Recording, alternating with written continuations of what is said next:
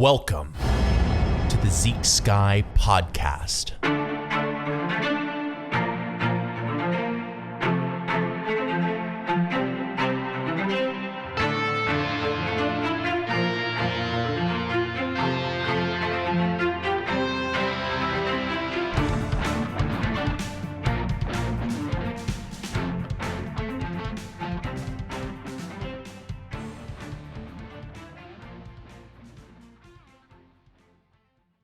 Imagine what it would mean for one of the seven wonders of the world to be destroyed. Imagine a bomb or something blowing up a pyramid, perhaps the Great Wall succumbing to an earthquake. And think about that event unfolding and see it in your mind's eye.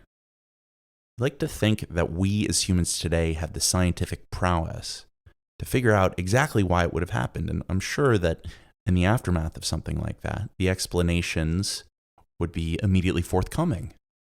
But even today, there would be some among us who would say that the destruction of these places entailed some kind of cosmic signal. What is that? Why do we feel that way when something important to us is destroyed? Well, it's not just a theoretical question. This is an epistemological idea from humans that has deep historical roots. And a wonder of the ancient world was once destroyed, and to call it a sign of things to come would perhaps have been the winning prediction. It's one of the most famous places in the ancient world. It's sort of like the Eiffel Tower or something like that today. It was called the Temple of Artemis, and it was in modern-day Turkey, but then it was a place called Ephesus. It was created by the fabulously wealthy King Croesus of Lydia, the man credited with issuing the first proper gold coins of a set weight. Perhaps the father of money is maybe the way you would describe that. His temple was designed by the Cretan architect Chrysippron and his son Metagenes, and is often claimed to be the first marble temple in the Greek world. This, and its impressive size, it was about 340 feet long and 180 feet wide, and had massive 40-foot pillars in front of it, earned it a place on Herodotus' list of the seven wonders of the ancient world. It was a magnificent place. And on July 21st, 356 BC, the Temple of Artemis burns to the ground in mysterious circumstances. And it's one of these sacred places, and it's typed up with, Artemis, who is this god of chastity and childbirth, a sort of virginal goddess representing feminine fertility. And on this day, her temple burns down. And immediately, the ancient writers and priests have to figure out an explanation of where she had gone, and they don't have to figure for very long. They know where she went. She was in a very, very specific place, actually. According to the ancient sources, this goddess had left her home to go witness the birth of Alexander II, known to us as Alexander the Great. The legend and jungle of myths that have cropped up around this new baby actually started before he was born. And if the Greek world had wondered if this mythical story was going to end sort of near where it started, well, history gave a very affirmative answer. And if the goddess Artemis did indeed leave the temple to go see the birth of Alexander, she would have just been one of many interested in the event. It was a sort of contemporary apotheosis. Now, the Webster Dictionary defines the word apotheosis as the elevation or the exaltation of a person to God status, and recognizes that for the word to make sense, some humans cross the dividing line between gods and men. It's quite the momentous event indeed. And we here in the modern world, again, look at something like that and probably have a number of reactions ranging from laughter to genuine offense at the idea that gods and humans could ever share flesh. But what happens in a time and place in which the cultures as they exist, even amongst the most intellectually formidable, treat this as a process of nature, sort of like we would treat the various phases of a butterfly? What happens when apotheosis is a possibility or even a rite of passage for a certain person? Furthermore, how does that kind of celestial integration work out into a philosophy of life? Are people born with parts of gods in them? Or is the process available to just anyone? And who would want to undergo that process? And what does it cost to do so? Maybe even more importantly, what does the choice to actually do so do to a person in the long haul? Now, I understand we have a lot of people and that absolute power can corrupt absolutely, but being called a god by your friends and family isn't really absolute power. It's more like the perception of absolute potential. And thinking about what this does to a person is genuinely interesting. Alexander is born into a world of conquests, mythical hero worship, and ultimately, constant violence. He will be born alongside the skyrocketing of a power called Macedonia in the 350s BC. And this guy's father is a guy called Philip II. Before this time, Macedonia was a backwater kingdom with really no major conquests, no intellectual achievements. So if Sparta and Athens are like, those are some of the other major contemporaries at this time. If Sparta and Athens are like the New York and the Los Angeles of Greece, Macedon is like the Wichita, Kansas, or Anchorage, Alaska. And then in the 360s BC, one of the young, probably 14 or 15-year-old sons of the king of this Macedon place is sent to a kingdom called Thebes as a hostage. It's this Philip II guy, this father of Alexander the Great. Pretty common thing in the ancient world. You take a son or daughter of someone you want to keep in line and you use them to ensure good behavior. Sometimes I wonder what it would be like for Putin to have a Biden or a Trump hostage. It's funny to play with. Anyways, this Thebes place is a famous city in Greece. They're known for being a warrior type state and for having an elite infantry unit called the Sacred Band, which was supposedly a group of 300 soldiers made up of only homosexual couples. Perhaps also important to the story is that about a century before this period, Thebes was one of the great city-states of Greece that sided with the Persians in the Persian Wars. And this young man, this hostage known as Philip II, grows up watching and learning the Thebans' up-to-date new style of infantry warfare from some of the best. He's given access to the politicians at Thebes too, and they treat him well. And he meets and perhaps works with a guy called Epaminondas, who some historians describe as one of the best warriors in the Greek world. At a certain point, this Philip of Macedon begins to dream of going home and turning his Macedonians into a people that could rival the Thebans, and maybe not just militarily, but economically and politically. He's got big dreams. And after 3 or 4 years of this Philip guy is granted his wish and he's allowed to leave Thebes with all of this new knowledge, and he's made a king of Macedon. This is a decision that the Thebans will live to regret. He will work tirelessly to update the Macedonian culture, including and up to bringing on people like Aristotle, yes, the famous Greek philosopher Aristotle, who was the intellectual descendant, perhaps, of Socrates and Plato, known even at that time to be the rightful intellectual heir to the Athenian philosophical, scientific, and political tradition. Philip is thoroughly Greek, and he is known for his speaking and for his increasing consideration for the Greek gods. And we know a lot about him from his military engineering and generalship, which at this point was second to none in the world. It really brings a renewed vision of military vigor and a sort of Homeric ethos back to Macedon, where there hasn't been that level of warrior culture historically. He will update the long-standing tradition of the Greek phalanx, which is a sort of tight-knit group of soldiers meant to operate as a single monolithic unit, and he does so by equipping these Macedonian units with a sarissa, which is a spear but lengthened significantly. He'll make them about 14 or 15 feet, where the other ones in the Greek world are about 6 feet long. By the way, you can say Macedonian or Macedonians. So essentially, you get these large, well-ordered, armored groups of hoplites together, and in front of them a sort of continually moving no man's land with a pincushion at the end.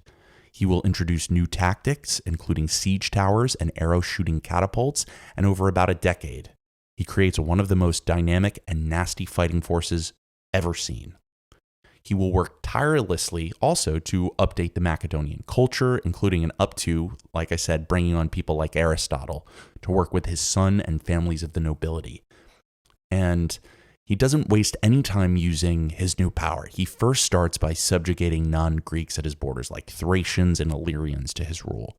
And then he starts going after Greek city-states. People start to take notice, and eventually Thebes and Athens will unite to stop this upstart king from the backwaters from accruing more power. And in 338 BC, Philip II will march straight towards Thebes to subject his old prison to Macedonian rule. He will be resisted by a coalition of Greek city-states, really when he makes it to Chaeronea, where this Philip II will rout this group of city-states with the help of the young Alexander. Remember, Alexander the Great is his son, probably around 16 or 17 at this point. The young Alexander leads a cavalry charge that supposedly might have turned an average victory into a really devastating defeat. And he probably leads this cavalry charge without a touch of the real fear many humans would feel in charging a formed unit of highly trained men with nasty cutting devices pointing directly at you and your body. And father and son will win the day, which, if you believe the sources, is good for them, as they've had a tough sort of relationship, as you can imagine, with all kinds of really nasty questions about who the real heir to Macedon might be, though it does seem that Alexander was the favorite. And he probably felt fearlessly because for these 18 years since he was born and since the temple at Artemis had burned, he was told by everyone close to him that he was descended from Zeus and Achilles. Not just family members either. Aristotle, who was apparently Alexander the Great's private tutor, is said to have taught a certain Greek nationalism to him, which would have perhaps made, this difficult for him. But he was going to eventually conquer the whole Greek world too. And putting that into context and perspective is difficult sometimes. So it's worth asking who the 18-year-old Alexander really was. The stories of Alexander's youth are perhaps in some ways stereotypical for a noble youth, but they have some marked eccentricities. This first thing to point out is that Alexander the Great was, he had one of the most terrifying and coolest mothers of the ancient world. Her name was Olympias, and she was from a people called the Molossians, who lived in the wilds of the kingdom of Epirus.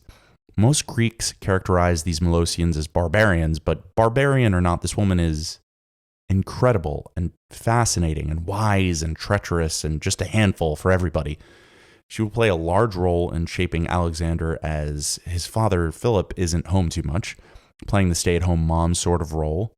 And it's she who fills the young Alexander's mind with much of his own genealogical understanding that eventually powers the monolithic ego that is coming to bloom now. She's a snake worshiper, and she's even said to have told Alexander that Zeus Amon, shapeshifter though he may be, impregnated her, and that he is the son of Zeus, who impregnated her in snake form. It's freaky. And she will set the table for Alexander to become the next big king of Macedon, maybe directly, maybe indirectly, as we're going to see. We should also point out here the kind of place that Macedon is, and maybe learn how it contrasted with the other states around it. Take a place like Athens, for example. In Athens, a well-to-do boy like Alexander would come of age at 18, perhaps participate in local government, have some cheek interactions with some courtesans, do some philosophy during the evening, maybe even have some sex with the noble women. Can you imagine? Enjoy the parties and some storytelling and everything that the plugged-in metropolis of Athens had to offer. Macedon was an alien planet by comparison. Here are some of the rules of Macedon. 1. No one can shower in warm water besides recently pregnant women. No man allowed to recline at dinner until he had killed a wild boar with a spear. Soldiers would be marked by a rope if they had yet to kill a man in open warfare.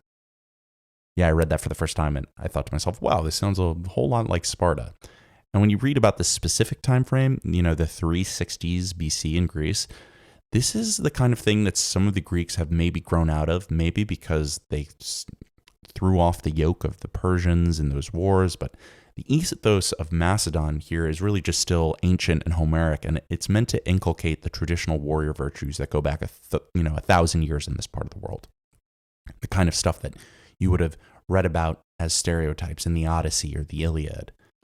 One thing that stands out is that even the royal family dresses the same way as everyone else, which there were other Greek city-states who did this practice, but the king's name is listed on official documents, just as, if it was me, it'd be Zeke's guy, was on the document. It looks like it's engineered to sort of avoid the typical laziness that is imparted by having a dynastic class, and to sort of maintain the toughness of everyone from the lowliest slave to the king, and maybe they see the toughness of the latter as even more important, kind of dispatches of some of the social hierarchies, as we might call them today. This sort of ethos will play into the story later as Alexander becomes enthralled with the new civilizations in front of him. The Athenian parties, if you went to a party in Athens or something, are more philosophical and artistic, more cheek, more music being played. The Macedonian parties sound like a different kind of fun entirely, though. You imagine some kind of party thrown at UFC headquarters with Mike Tyson as the master of ceremonies and Metallica playing with all the fighters and their wives and sons in attendance, and you're starting to get there maybe. The Macedonians will drink unmixed wine, which is considered a sort of barbarian practice. It's like if you drank, only liquor today or something, or, you drank only moonshine. They will get into long bouts of drinking with fighting and killing and all manner of wildness, just simply par for the course. And this will infect all levels of their culture. They don't really have a cultural aristocracy we would recognize, where the common folk live one way and the king just lives differently. We're told that Philip and Alexander will drink for days on end and sometimes sleep for the preceding days. This will culminate in multiple dramatic moments, including Philip supposedly attacking Alexander and attempting to kill him, blaming on the alcohol. But the thing that I think is most colorful and perhaps predictive of the future of Macedon is the practice of polygamy. Polygamy is not really a popular setup in Greece at this point. It's really just the Macedonians and perhaps some borderline barbarian types, which the Greeks considered the Macedonians to be somewhat barbarian. Philip will marry 7 times for strategic reasons. He makes war by marriage. But the legacy here and the issue is that even, it will rear its ugly head even in his lifetime. When Alexander is young, it's here that polygamy becomes an issue for dynastic maintenance. When you have a king who had 7 wives, you could easily have 30 theoretical heirs, and that's not a great plan, especially in a place that isn't known for its law-orientedness or constitutionality. This stuff becomes a bloody struggle a lot of the time. Philip's 4th wife is this Olympias woman I was telling you about, and she is presumably the mother of the heir, Alexander, so she does have a sort of special status, at least in the beginning. But the circumstances around Alexander's birth are what get her some of the best screen time of any woman in ancient history. It's described by many ancient historians that Olympias was found having sex with a snake, just like she says, by Philip, and then becoming pregnant with Alexander sometime later. However it came about, Alexander the Great is born on that day in 356 when the temple of Artemis burns to the ground. And they didn't have Maury back then, so we can't really test their paternities. Alexander was probably on the shorter side, with a somewhat lopsided face and bulging forehead, topped off with blonde hair. Some people said he had a high-pitched voice and sharp teeth as well. Busts and portraits you see of him show some of this, but also maybe they cleaned him up a bit. Little is known about the boy Alexander before age 14, except that he spent most of his time with his mother. He had an early teacher named Leonidas who taught him his first things about riding and fighting. Alexander is said to have remarked that he was fed a night's march for breakfast and a light meal for dinner. He even calls this Leonidas his foster father, which shows the contempt he may have had for his biological father. He will learn music, lyre specifically, at the hands of a certain Lysimachus of Arcania, and it's possibly here he learns the works of Homer, which will be sort of the template Alexander will forever see his life in, short though it may be.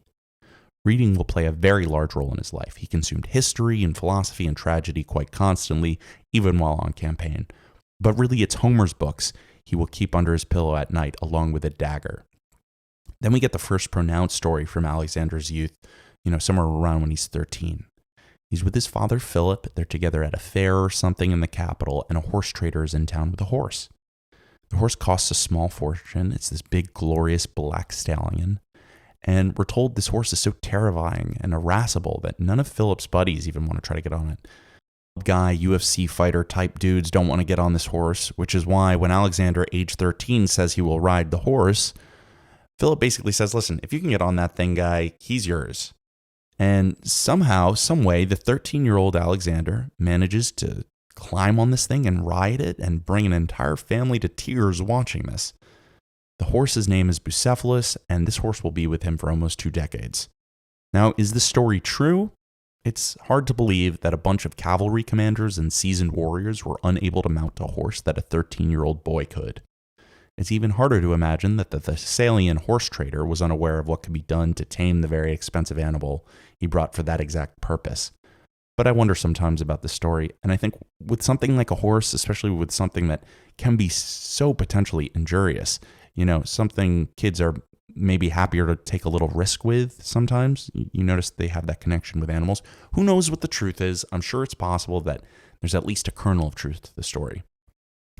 And sometime after this, Philip decides it's time for Alexander to get an elite education.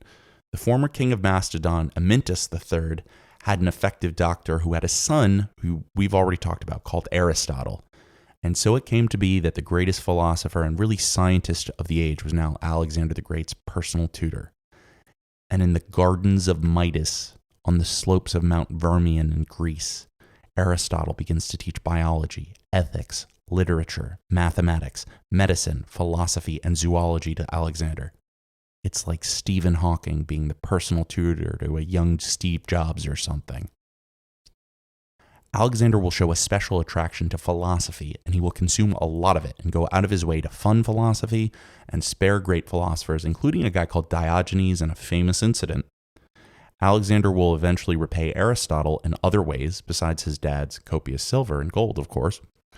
He will eventually send back samples of flora and animal life to his old tutor, who will compile them in his Historia Animalium, which was a sort of early work in zoology and animal cataloging. Now, there's some significant tensions that are emerging here between student and pupil, and some of them are maybe crucial for understanding not just the snapshot of history, but arguably how much of history has transpired since. Aristotle will teach a certain Greek exceptionalism to Alexander. We might call it racism today. This idea was that the Greeks were not just the best warriors, which was a claim that certainly had its merits, but that Greece had a sort of responsibility to spread their philosophical and artistic culture to the rest of the world and rule over the others, who in Aristotle's mind had a sort of degenerate culture. And it's worth mentioning that initially it certainly seems like Alexander is willing to take this lesson to heart, but as time goes on, it becomes clear that Alexander wishes to sort of incorporate into a multicultural world, even going so far as to embrace the customs of many of the Asian kingdoms he conquers. It's fair to wonder how this evolution happens, but one of the positive effects is the explosion of mathematics and science that came with the collaboration between the two distant cultures of the West and the East. We may well have Alexander to thank for that. There's a claim made by Plutarch, a writer from a later period here, that Aristotle tried to have the young Alexander killed. The story's widely discredited, but that it is related casts a certain shadow upon what's to come here. That, combined with the fact that Aristotle is said to have given Alexander a special annotated version of the Iliad when he's recalled back to the capital, certainly suggests that at least during childhood, teacher and pupil remained on pretty good terms. Alexander will return to the capital at Pella and undertake some military tasks for his father, Philip, who is now attempting to create an allegiance of Greek city-states for a potential invasion of Persia. Philip will call the first official meeting of what's known as the League of Corinth in the spring of 337 and make clear his vision. Now let's put this into context. This is more than 100 years after the end of the Persian Wars, where the Greeks sort of pushed the Persians out of Greece after several famous battles with enormous costs to the Greeks, including the burning of several major city-states. The Athenians will sign a treaty with a guy called Artaxerxes, who's a Persian who swears to stay out of Greece. A few years go by, and the Greeks, of course, start fighting amongst themselves again, and Persia will support some Greek city-states against other Greek city-states. One time they support Sparta against Athens, and slowly the consensus in Greece becomes that after this, Persia is going to try to involve itself again. And now in 337, Philip has all of these potentially legitimate-looking reasons for why we should go have it out with the Persians once and for all. All kinds of reasons are speculated as to why Philip himself, why he actually wanted this. But the one that rings the truest, at least for Philip, is monetary. He needs money badly. He practiced a rolling economy, and the potential for a major score could not have been something far from mind. Now later in 337, Philip decides it's time to take another wife. He's got a couple already, but it's time to take one more. And he marries a woman called Cleopatra. No relation, but it's important to point out that Cleopatra is a Greek name. The Cleopatra is actually a Macedonian, not an Egyptian. I guess I can't say for sure she's not related, but I'm going to go ahead and guess she's not. She is the niece of a powerful baron in Macedon called Attalus, and this Attalus guy was very influential, and this was a good thing for him too. And, she's young and she's pretty, and apparently Philip II, who normally marries for political and terra firma reasons, is in love with this woman. And as you can imagine, that incenses the already very fiery Olympias, his previous wife and Alexander's mother. This woman, this Cleopatra that he is now marrying, is a Macedonian woman, full-blooded Macedonian, which means the heir potentially produced by her and Philip could be a true Macedonian.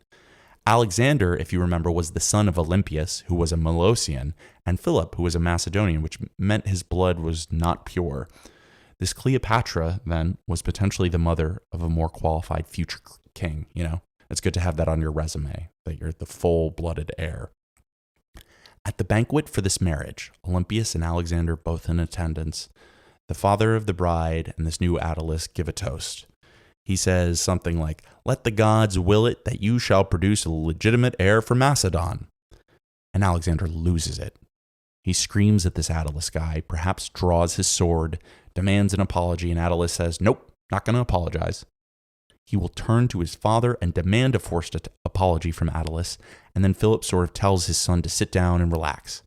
Alexander refuses, and Philip gets up, takes his sword out, and charges Alexander, only to fall flat on his face, drunk. And Alexander is said to have tersely remarked here, "The man who would cross from Greece to Asia cannot seem to cross from table to table." And this is the point at which things really start to decay between Alexander and his father Philip. Philip will start arranging more marriages to craft more strategic alliances, and Alexander will get in the way of one of these. Philip will start banishing some of Alexander's friends from Macedon, who Alexander will nobly defend and save. But after a lot of this goes on, Philip has sort of secured a lot of allegiances, and at age 46, he's now taken Macedonia from a backwater to certainly a premier power in Greece, if not the premier power in Greece. Very few city-states have a siege train or a ground army that can challenge him at this point in the game. Then, one day, Philip is hosting an athletic game in Greece. He will, in a crowded stadium of people dressed in all white, move into the center of a cheering crowd without his usual bodyguard to sort of show he's a man of the people. And after a few moments, a member of the bodyguard charges him and stabs him. He dies. This assassin, this Pausanias who stabs and runs away to get to the getaway vehicle, which is a horse, and he's caught by other members of the bodyguard and killed. Alexander is surrounded by his friends who wonder if maybe he's next. And pandemonium sort of completely ensues here, and Alexander is proclaimed in this moment to be the new king of Macedon. Now, it's one of the most controversial assassinations in the ancient world, but the official story from Alexander is that this Pausanias guy is a disgruntled ex-lover of Philip. Plutarch, who wrote on the topic, points the figure actually at Alexander's mother, Olympias, as she and Philip did not get along, and his assassination solidified Alexander's place as king. There are some who pointed to a sort of aristocratic conspiracy inside the Macedonian court that was weary of Philip's increasingly growing family, but to me, if the story of Attalus' slights towards Alexander are true, it's Alexander and Olympias in my mind who really stood to benefit the most. Whatever the case, the 19-year-old Alexander is now the king of Macedon, and he has the most dangerous army in the world at his disposal. So a lot of these previously subject people are looking at these facts and they're seeing that this Philip guy is dead, and they don't know too much about his son. They know maybe he led the cavalry charge, he's got some sharp teeth and a loud, squeaky voice. Barbarian people on the borders like the Illyrians and the Thracians and even Greek city-states like Athens and Thebes openly praise the assassin who killed Philip, and they'll expel the Macedonian garrisons from their city. For some perspective, there's a guy called Demosthenes in Athens who 6 days before Philip is assassinated has his own daughter die, and he too is just celebrating that this guy, this Philip, has been killed. But the celebrations and the rebellions are going to be short-lived. What these rebelling peoples do not understand is that Alexander has now inherited a brilliant army, loyal generals, and his father's characteristic speed and focus. He has Attalus killed and gets rid of anyone with a halfway claim to the Macedonian throne or anyone with any leverage put away. And then it's time for him to quell some serious Greek rebellions. He will march into Thessaly and outflank a force of the Thessalians that surrenders basically without a fight. And then that's a good plan against Alexander because he's known to be merciful to surrendered enemies, which is also a good plan for him because it's less fighting for everyone. The Thessalians will make him the archon of their state, and that goes without a hitch. He will then make his way to Thermopylae, or the so-called Hot Gates, which is a place you may have heard of. It's where those 300 Spartans stood up to the great king Xerxes in the Persian Wars. Probably a pretty important event in Alexander's mind. Now, in the spring of 335, his foreign campaigns begin. The first thing to deal with is some of these barbarian tribes who, since they don't have really the same kind of centralized rule, they kind of manifest little mini threats all the time, but occasionally they're big enough to block a trade route and whatever else. And one of these tribes doing this right now is called the Thracians. Alexander will confront a force of Thracians, by all means, some pretty scary, nasty barbarian types.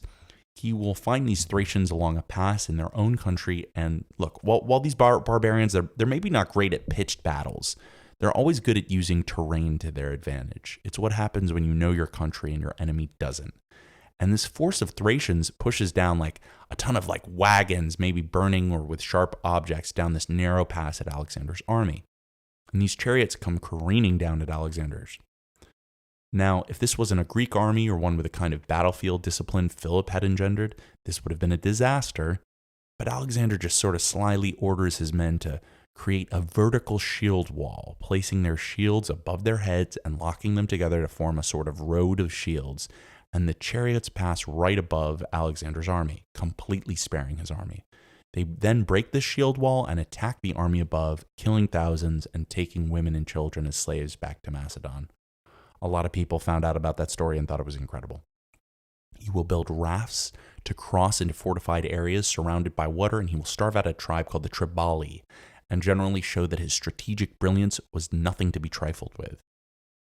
Now, those people called the Thebans revolt and expel the Macedonian garrison. And this is the same Thebans that Philip was once a prisoner of. This is a culture and a people that Alexander actually has a lot of respect for.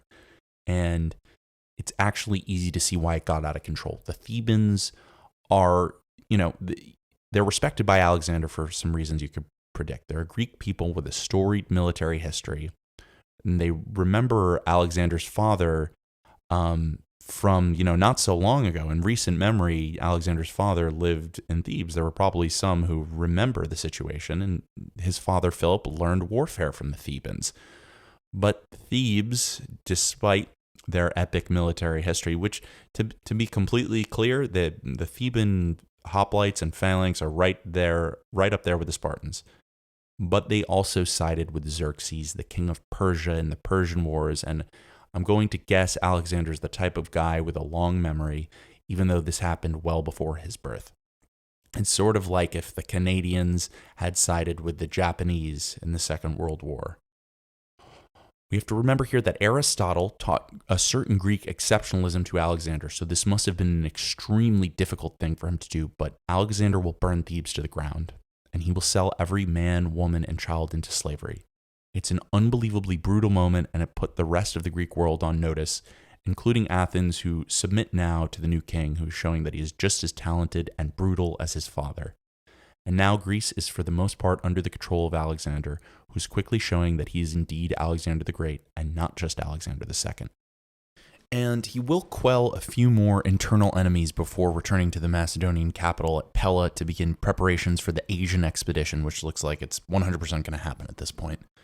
The moment has come for Persia to atone for their aggressions into Greece, or just to satisfy the ego of one man, take your pick. Guess it could be both.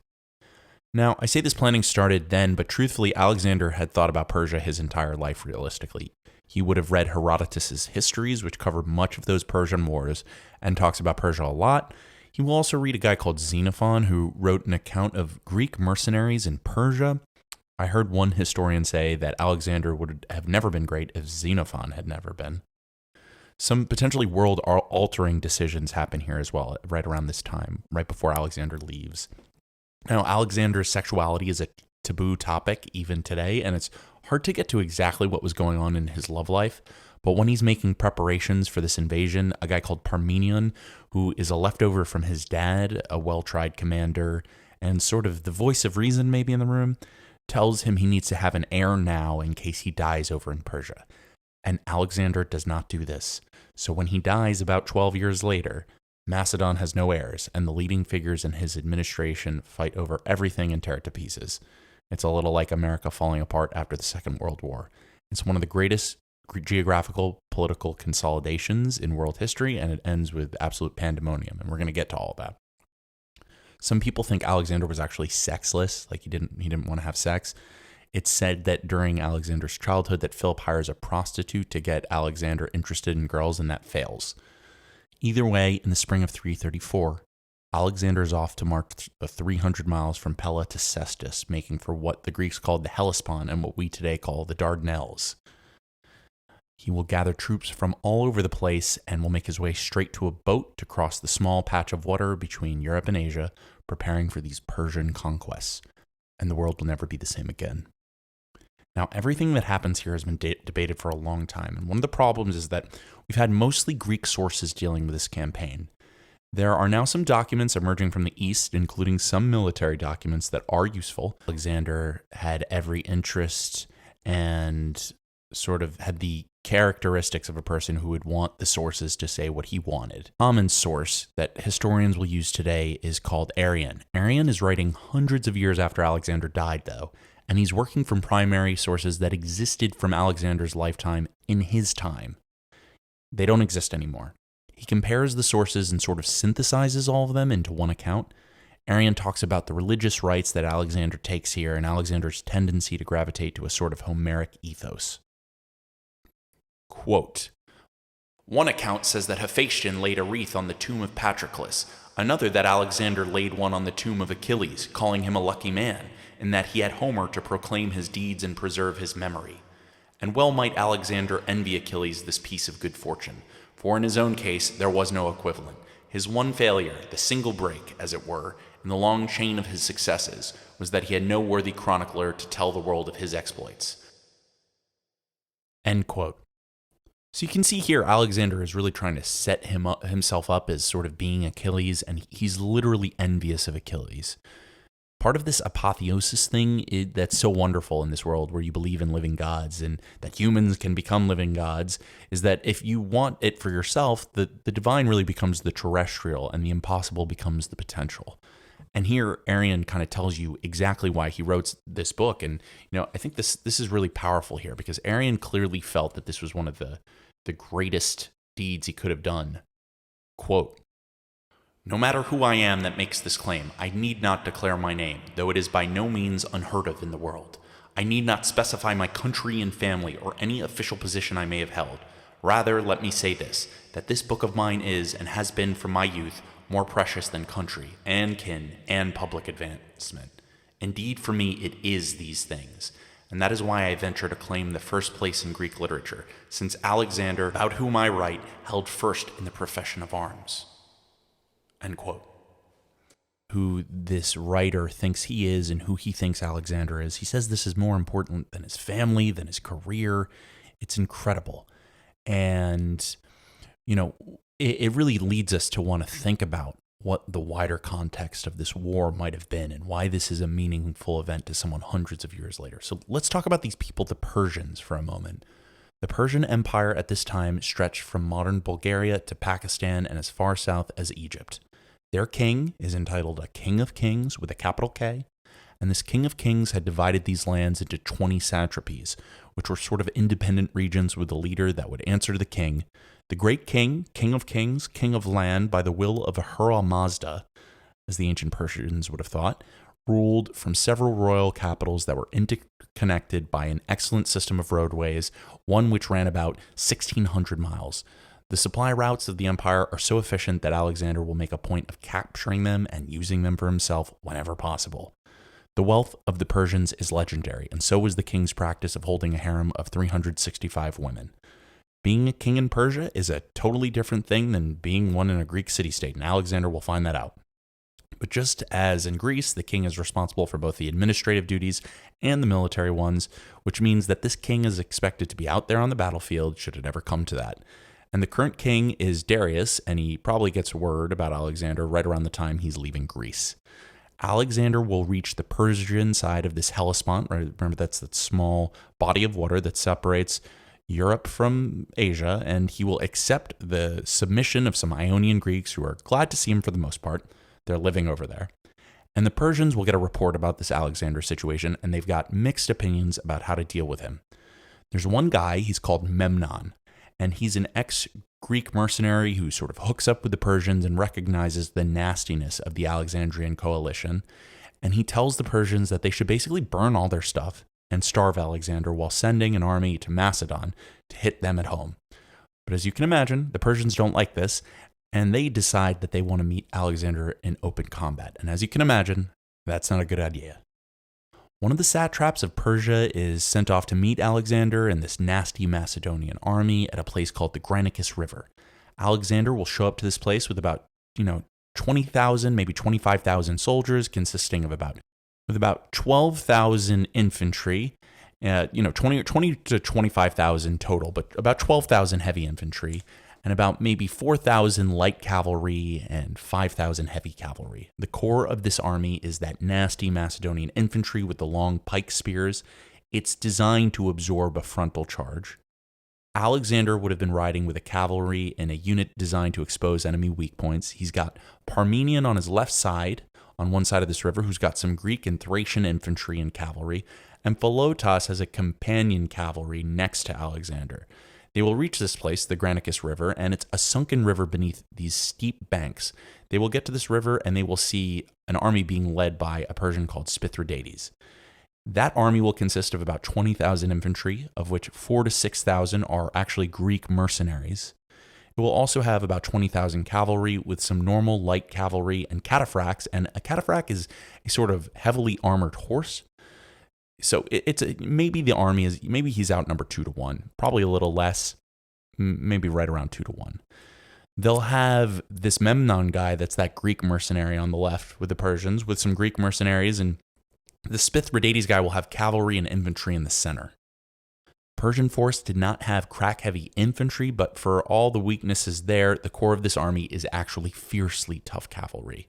Those 4,000 to 6,000 Greek mercenaries stay in the rear in a sort of defensive reserve. Alexander's out there staring at this river, talking with his other generals. And you can just feel this creeping through the sources. It's impossible for Alexander to wait. He can't do it. It's a horrible position he's in, though. Really, really not a good idea to cross this. And I think probably most of the command of his Macedonian army rolled up to this river and thought of a potential downstream crossing where you sort of go to another part of the river, maybe at night, and you bring your army across, and then you sneak up behind the enemy. But Alexander will order his army across the river immediately. One of his generals, Parmenion, will strongly advise against this. To be honest, I strongly advise against this. This is a terrible idea. And he is just walking directly into a bowfire army across a river. It must have looked like insanity to anyone with any experience, but Alexander needed to be portrayed in Homeric terms, and this is how you do that. You do the crazy thing. Alexander gets into the river with his horse Bucephalus there with armor and is ecstatically crossing this river. He's excited. He cannot wait for this. Arrows are raining down everywhere. They're totally submerged in water. Many of these horses are going down. Some are drowning. The Persians are shooting down at this first attack from the high ground, and they must be feeling like they lucked out. The Macedonians reach the bank of the river, though. They start climbing the sides, and the Persians engage the Macedonians by hand. Persian spears and lances flow quickly into the ascent up the riverbanks, and the long Macedonian spears begin to step towards the heights. Alexander's men are suffering severely here. It's really not obvious that this was a great idea. They're also fighting the Greek part of this Persian army under that Greek commander Memnon, which means the hand-to-hand fighting is intense, and perhaps against a similarly equipped force. Alexander, leading one side of the charge, apparently, starts to climb the embankment on the Persian side. The first batch of troops reaching the Persian side of the river are cut down, but now Alexander himself is in the thick of this river and close to making it to the other side. And a few moments later, Alexander the Great is now in the thick of the fighting on the Persian side of this river, invigorating his army and renewing their courage as they begin to turn the tide. And more of the Macedonian cavalry, seeing their king engaged, move across the Granicus at a dizzying pace. They've now prevented the archers on the Persian side of the river from shooting and raining that arrow fire on the crossing army. The Macedonians have now crossed the riverbank, and they are on the other side, and they have made it here in a death-defying maneuver. The fighting here is gruesome. Alexander fights and fights, and at a certain point, his spear is broken, He will ask a companion for a spear, but this companion is already fighting with the broken remains of his own spear. He will get a spear from one of his personal bodyguards, and with the new weapon in hand, he will see Mithridates, the great king's son-in-law. He will chase down this Mithridates and bring him down with a spear. But now another Persian, a certain Rosakes, charges Alexander and hits him directly on the head, causing some damage, but Alexander gets up. And then this Mithridates, the leader of the whole Persian force, raises his scimitar and is about halfway down to cutting down Alexander from behind. But Clytus, one of Alexander's bodyguards, is able to chop this guy's arm off with the scimitar in hand and save Alexander right there in the thick of things. One of Alexander's generals, Parmenion, will now get his portion of the army across the river and makes its way up to the west bank to face the mercenary Greek infantry and Persian troops who have only some light javelins. The Persians start getting torn apart by the better led and well-ranked Macedonian infantry, and they flee the field. Alexander is now only facing off against fellow Greek mercenaries, and he's furious at these men who have betrayed the interests of Greece. The commander of these Greek mercenaries, Memnon, sends a plea to Alexander for mercy. Alexander refuses and slays 18,000 of these mercenaries. It's an incredibly bloody, treacherous way to announce yourself on enemy soil, and with this, Alexander has won his first battle on Persian soil. The numbers here are crazy. It's almost hard to read them off. Aristobulus says Alexander kills 20,000 enemy infantry and 2,500 cavalry and lost 34 dead himself. That's incredible. I can't believe that, but I can believe this was a wipeout victory for the king of Macedon, who is now dispatched of just a local army, but still. This battle is the beginning of the end for the Achaemenid Persian Empire, though. We also have to look at some of the sheer testimony towards Alexander's behavior here. It's terrifying. People point that out, and Alexander gets annoyed at them, by the way. Arrian says at a certain point of Alexander's battlefield actions, quote, "I would guess that Alexander's annoyance was because he recognized the truth of the accusation and his own responsibility in incurring it. Yet the fact is that in battle, he was a berserker, as addicted to glory as men are to any other overpowering passion, and he lacked the discipline to keep himself out of danger." End quote. Now, he's the king of this giant league of Greek city-states, and he's out there absolutely pushing the pace of this battle. It's clear that if Alexander had read Homer, which we know he did, he's more interested in being Achilles than Agamemnon. But it's a distressing thing in some ways for his fellow countrymen who are probably on some level aware that he's a man and he can be killed. And they're right to worry about that fact because he has no heir, no obvious successor, and this in the end will actually cause calamity. They're really right to be worried here. But this also consistently inspired his men, and it's something that truthfully sets the guy apart. How much of this conduct should we really accept as being the facts? Certainly there's propaganda in here. But it would be a bridge too far to deny that Alexander was brave and presumed a spot at the literal head of the Macedonian spear. This was not someone who just liked conquest. He liked conquering, and he liked being in the middle of a battle and saw this as his duty to himself and his people. Alexander will now visit his own dead and treat them as heroes. He will send a dedication back to Athens that said, "Alexander, son of Philip, and all the Greeks except the Spartans won these spoils of war from the barbarians living in Asia." Sparta was a holdout from the Alexandrian conquest, and Alexander liked rubbing it in their face. Oh yeah, he also sent 300 panoplies to Athens to give this proclamation, which is quite the specific number, to say the least. It's a final blow to the collective ego of Sparta, which, if you believe the ancient sources, is having a hard time paying the bills and staying afloat at all. Alexander will now start consolidating and organizing some of the power structures in the region. He will have Parmenion go to a place called Daesalum.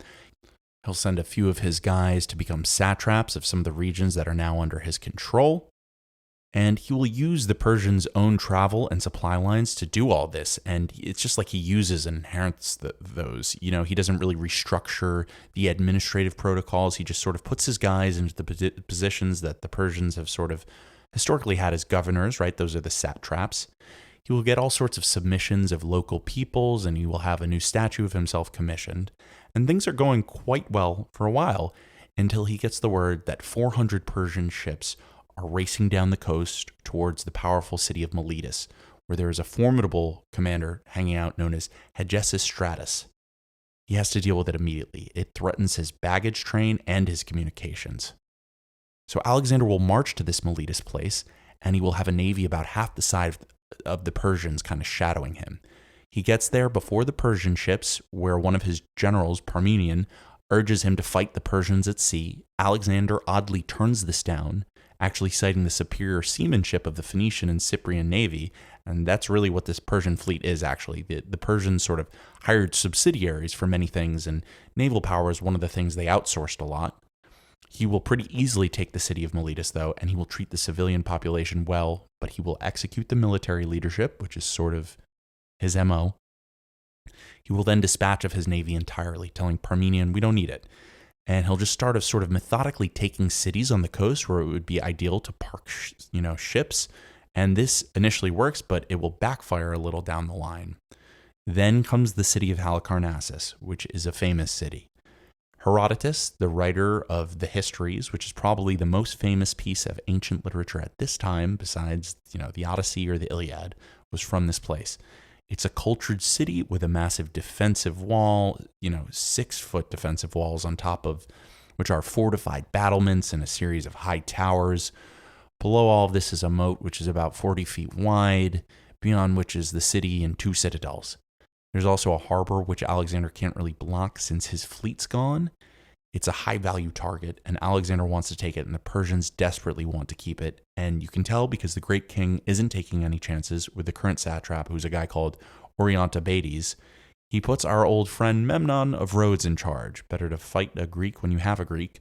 He's that Greek mercenary who was proven right for saying we shouldn't really be fighting Alexander in a pitched battle. Now, Alexander will get to this place, and he will immediately attack the northern wall, and that will immediately get pushed back. And this frustrates Alexander, who now orders up some siege engines, and he will start to pelt boulders at this wall. It starts breaking, but Memnon will have his men repair this wall very quickly, in real time. This goes on a little while, and one night Memnon sends out a small contingent of these defenders, and they will kill hundreds of Alexander's men in some brutal night fighting that sends a further chill up the spine of the besiegers. They do not want to give up this city. They know what's at stake here. Memnon does. And Alexander's men are not doing so well with this, actually. It may feel like defeat, and they weren't so used to defeat. And they're maybe getting a little emotional now, and because a few of them get drunk and try to climb up this wall at night. Talk about hold my beer, bro. They will be shot with burning arrows, and Alexander will be forced to make a brief truce with the enemy just so he could bury his men. This alcohol thing with the Macedonians, really, it's just perpetual. And you can see here that putting a Greek general in charge of Halicarnassus was a winning move. Memnon has more tricks up his sleeve, too. We get to see some rather brilliant strategic generalship from this guy here. He's pretty great. He will handpick 2,000 elite infantry for a special action.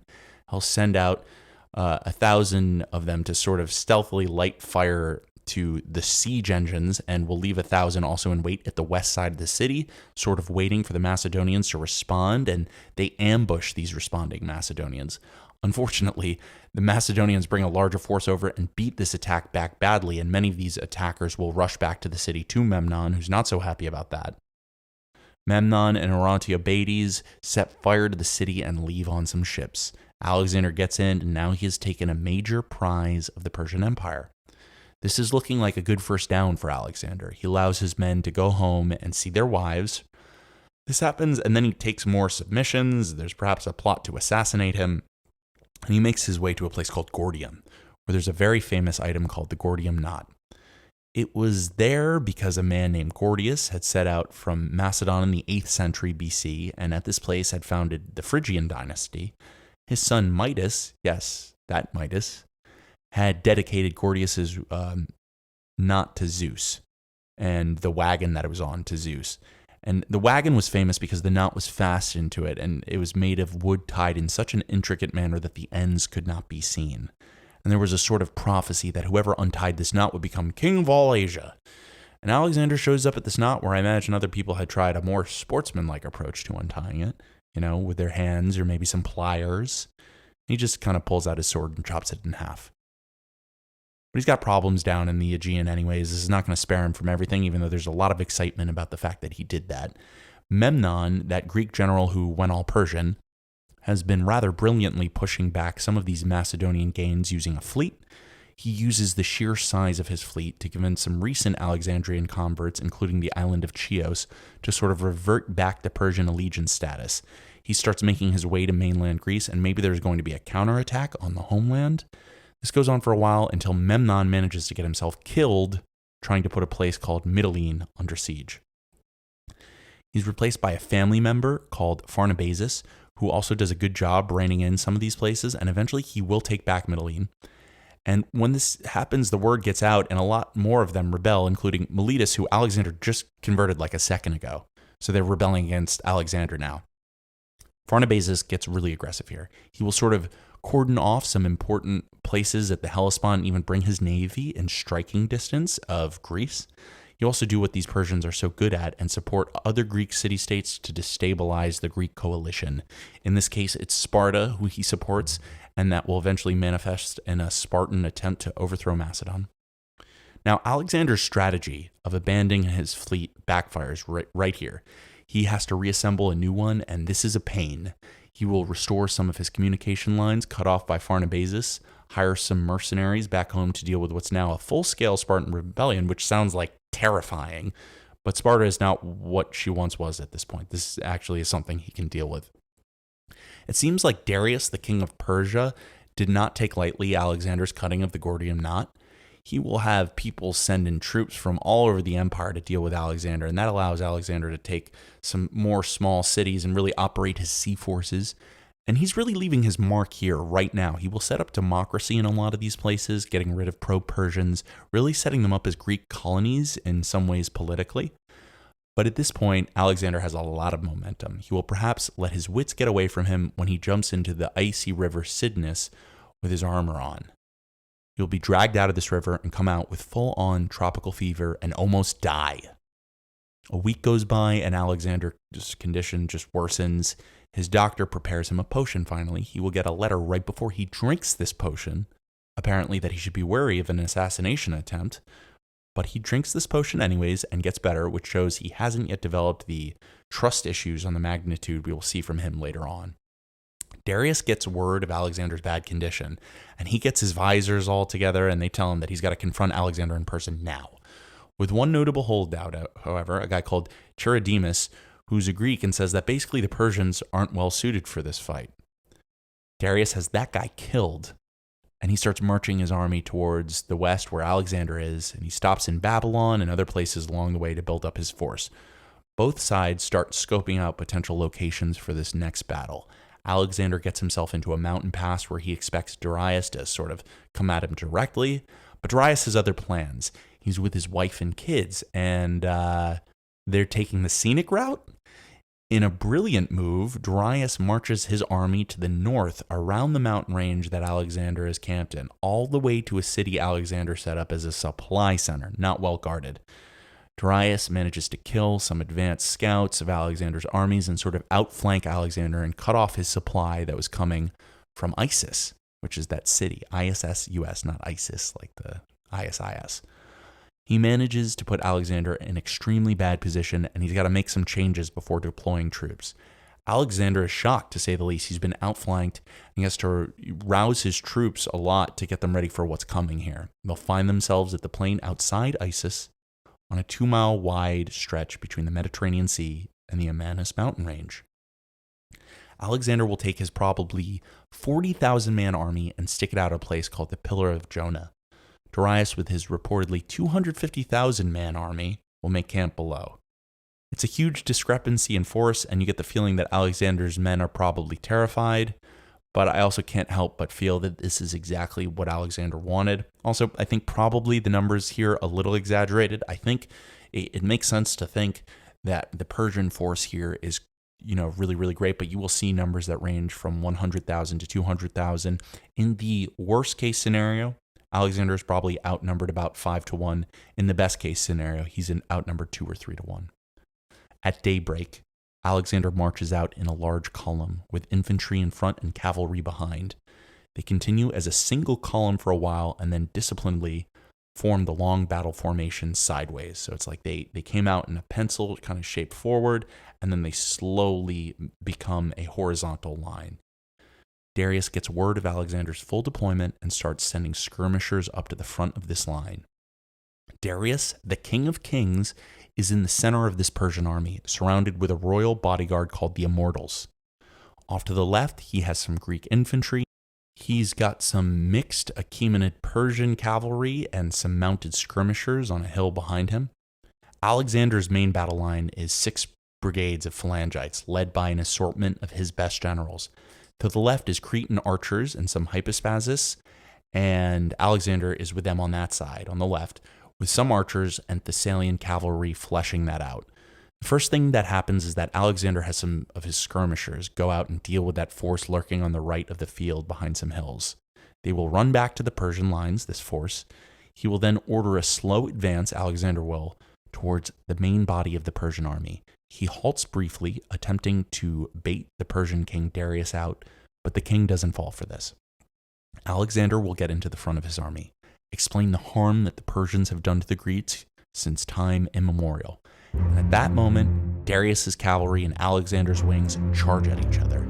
Alexander in the center charges the Persian center moments later. Now Alexander, the warrior king of Macedon, is doing some great damage to the right side of this Persian army. Without slowing, he quickly charges his way through a line of archers and infantrymen. But on the left side, one of Alexander's generals is badly outnumbered and quickly in a bad way. He's surrounded by the Persian cavalry. But in the center, he has problems too. The rough terrain here is throwing the well-ordered units of Macedonian infantry out of line. And Darius's archers and infantrymen are having a field day with that. And then the Macedonian infantry makes contact with the mercenary Greek infantry on the Persian side.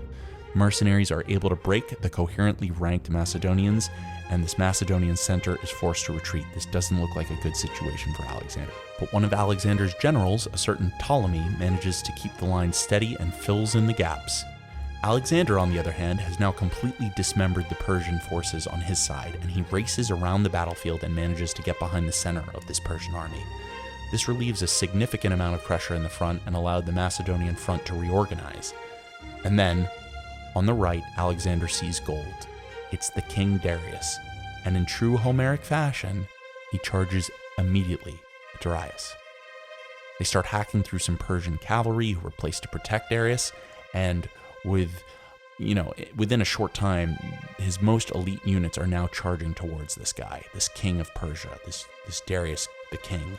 And right at the moment of confrontation, a second chariot is brought up to Darius, this great king of kings, and he will charge and charge and charge, but not into any army. He will charge and charge and charge as fast as he can right off this battlefield.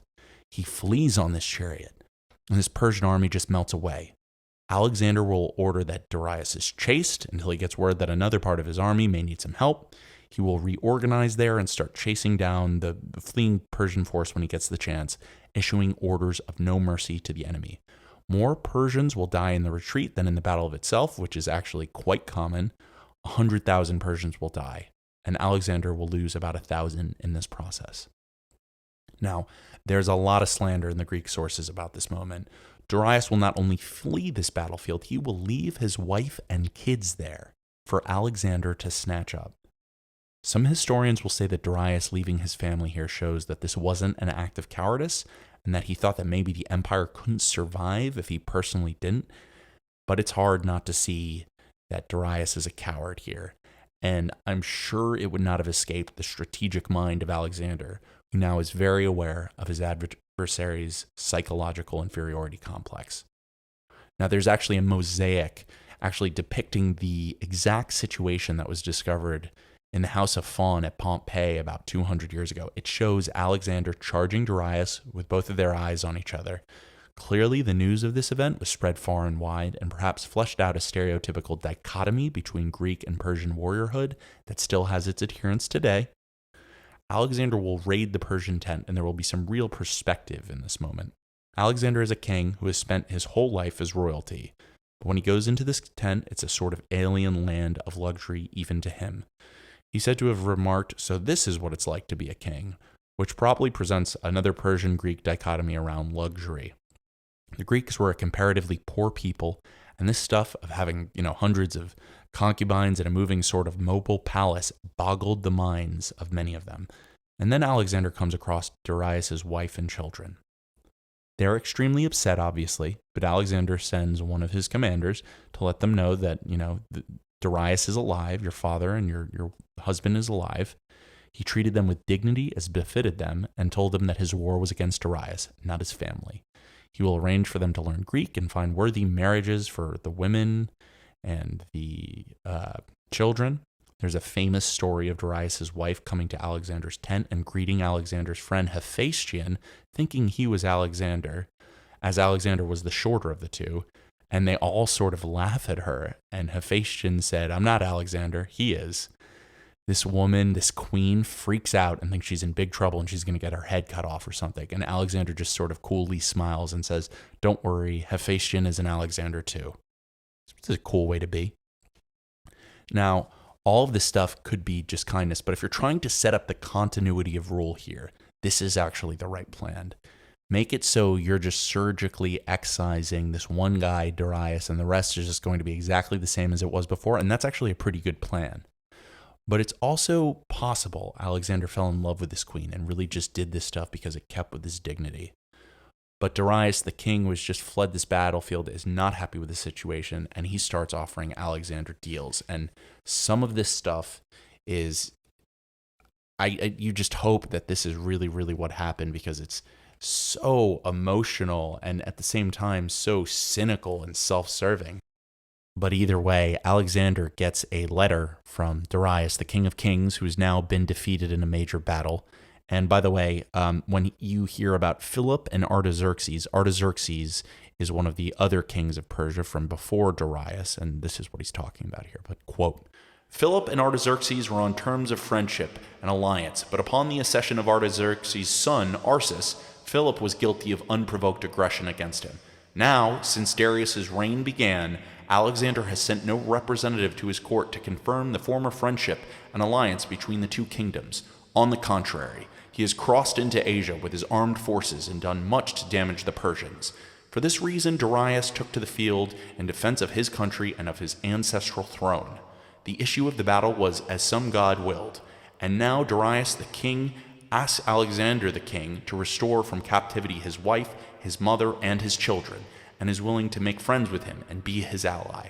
For this cause he urges Alexander to send to him, in company with Meniscus and Arsamas, who have brought this request, representatives of his own order, that proper guarantees may be exchanged." End quote. So he's sort of saying, we sort of had an understanding before this period, and your dad was a little aggressive against, the last person that sat on the Persian throne, and there's no real reason for you to be over here, so do you think you can just give me back my family and we'll have some kind of negotiation? And the reply from Alexander is just unbelievable. Here it is from Arian. Quote, "Your ancestors invaded Macedonia and Greece and caused havoc in our country, though we had done nothing to provoke them. As supreme commander of all Greece, I invaded Asia because I wished to punish Persia for this act, an act which must be laid wholly to your charge. By God's help, I am master of your country, and I've made myself responsible for the survivors of your army who fled to me for refuge. Far from being detained by force, they are serving of their own free will under my command. Come to me, therefore, as you should come to the Lord of the continent of Asia. Should you fear to suffer any indignity at my hands, then send some of your friends, and I will give them the proper guarantees. Come then, and ask me for your mother, your wife, and your children, and anything else you please, for you shall have them, and whatever besides you can persuade for me to give you. And in future let any communication you wish to make with me be addressed to the king of all Asia. Do not write to me as if to an equal. Everything you possess is now mine, so if you should want anything, let me know in the proper terms, or I shall take steps to deal with you as a criminal. If, on the other hand, you wish to dispute your throne, stand and fight for it, and do not run away. Wherever you may hide yourself, be sure, I shall seek you out." End quote. I mean, that's incredible. He's basically saying, you're done. So Darius knows that he's going to have to fight Alexander again at the very least. Alexander starts taking more submissions of Persian city-states here, and he finds himself in a place called Phoenicia. He will start looking around, and he notices that there's an island city called Tyre, and it was going to be necessary to take this place for broad strategic reasons, including supply. It's about a half a mile off the shore of Egypt. So Alexander starts making his way to the city, and the king of this place, a guy called Asmilk, met him with gifts at a place on shore called Old Tyre, and sort of tells Alexander that he has his nominal allegiance, and he offers a sacrifice to their god Melkart at Tyre itself. Alexander does. But the council of this Tyre place says, hey, please do that over in Old Tyre, and Alexander doesn't like this. He will walk away from this meeting and then send envoys to Tyre demanding submission. The Tyrians will kill these envoys and throw them over the side on this fortified island city, and it's on. Alexander's whole army sees the Tyrians do that. Alexander orders a siege of the city, and this must have been difficult to swallow for his men because he's ordering the siege of a city that's half a mile off the mainland with a 200-foot wall. It's just really not going to be fun. Anyone sailing across it would be fodder for arrows, and there's the worry that the Persian navy could just show up at this place at any time. Now the Tyrians have, a pretty strong defensive position, and they're not too worried about a guy like Alexander. But Alexander has probed this place and taken a hard look around, and he's noticed that the water isn't all that deep. He will have his engineers draw up a sort of mole, sort of like a floating siege tower, to carry some siege weaponry across the strip of water. They started working on this by sort of sinking mud into the bottom of water, and this provokes the Tyrian archers to start raining down arrows on them. Alexander will counteract these strikes by building some towers in the front, and he's going to go at it and return the arrow fire with some torsion catapulting right over at the Tyrians. Then the Tyrians decide to step up their game. They will take 2 huge ships and load them up with all kinds of flammable materials and then send them out to collide with Alexander's siege towers, which are now floating in the water. These ships do indeed make it to their targets, perhaps with some Tyrians on board to guide the ships. They will hit these siege towers, and they'll burn to the ground, leaving the sort of construction workers on the mole open to arrow fire, and they will suffer a devastating attack here from Tyre. And Alexander's attack is pushed back badly. So Alexander's plan for a mole is set back, and he just sort of strategically plans for the archers and the fire ships, right? He orders for more moles to be created, and he incorporates what just happened into his design, and then he orders for more siege towers to be mounted on ships to sort of guard the creation of the mole. So it's like they're all circling maybe one of the larger moles. It all sounds crazy, but his bravery infected everyone around him, and in a short time he has both the ships and the mole. So Tyre sort of sees all of this unfolding, and they start responding. They will drop large boulders into the water near the perimeter of the city, which, they're used to this. They've seen other people try to take this city, and they get some burning arrows and darts ready again. They get ready some burning sand, which is pretty nasty to have to fight against gravity with, but Alexander has the answer to all of this when he attaches battering rams to ships. This is probably the first time in history anyone has done that, and it must have caught these Tyrians off guard. Alexander has one part of his fleet directly attack the walls, and another part of his fleet go directly after the Tyrian fleet. Alexander is absolutely delivering terror to the Tyrians at this point, when a strong wind suddenly capsizes a number of Alexander's vessels, and he is forced to turn around. There's a lot of precariousness when you start involving your ships in a battle like this.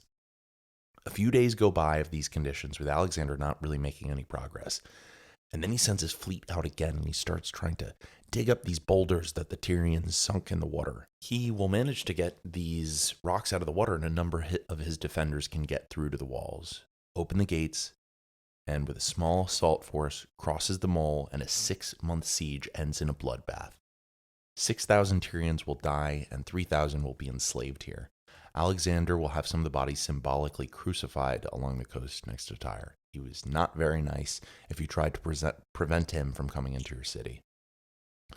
He will send a threat to Carthage, which is another place we've talked about. Carthage will sort of laugh it off, but any betting man should have guessed that a threat from Alexander the Great at this point was serious. Alexander will never get his shot at Carthage, however. He will then attack Gaza, where he meets even more dangerous resistance. He will be perhaps wounded twice, including from a catapult, and in a fit of rage, perhaps, this will be one of the most brutal incidents of the entire campaign. 10,000 are killed at Gaza, and the king of Gaza is dragged by his heels by a horse till he is dead. He'll move on to Egypt, where he will show a great deal of respect to the Egyptian priesthood, and while he will not be declared a pharaoh, as some titles have declared, he will effectively be pharaoh, and here he will really begin the Ptolemaic Empire of Egypt. Ptolemy was one of Alexander's generals who was no doubt present and will sort of follow suit after Alexander. And now he's reaching some of these personal goals, which include tying himself up with some of those extremely ancient gods like Horus and Osiris. He will be worshipped like a god here. He will sort of stumble into a temple and tell his men that a priest has identified him as the son of Zeus or something, which is, of course, what he's already been saying, but pretty cool when the Egyptian priesthood confirms that kind of thing.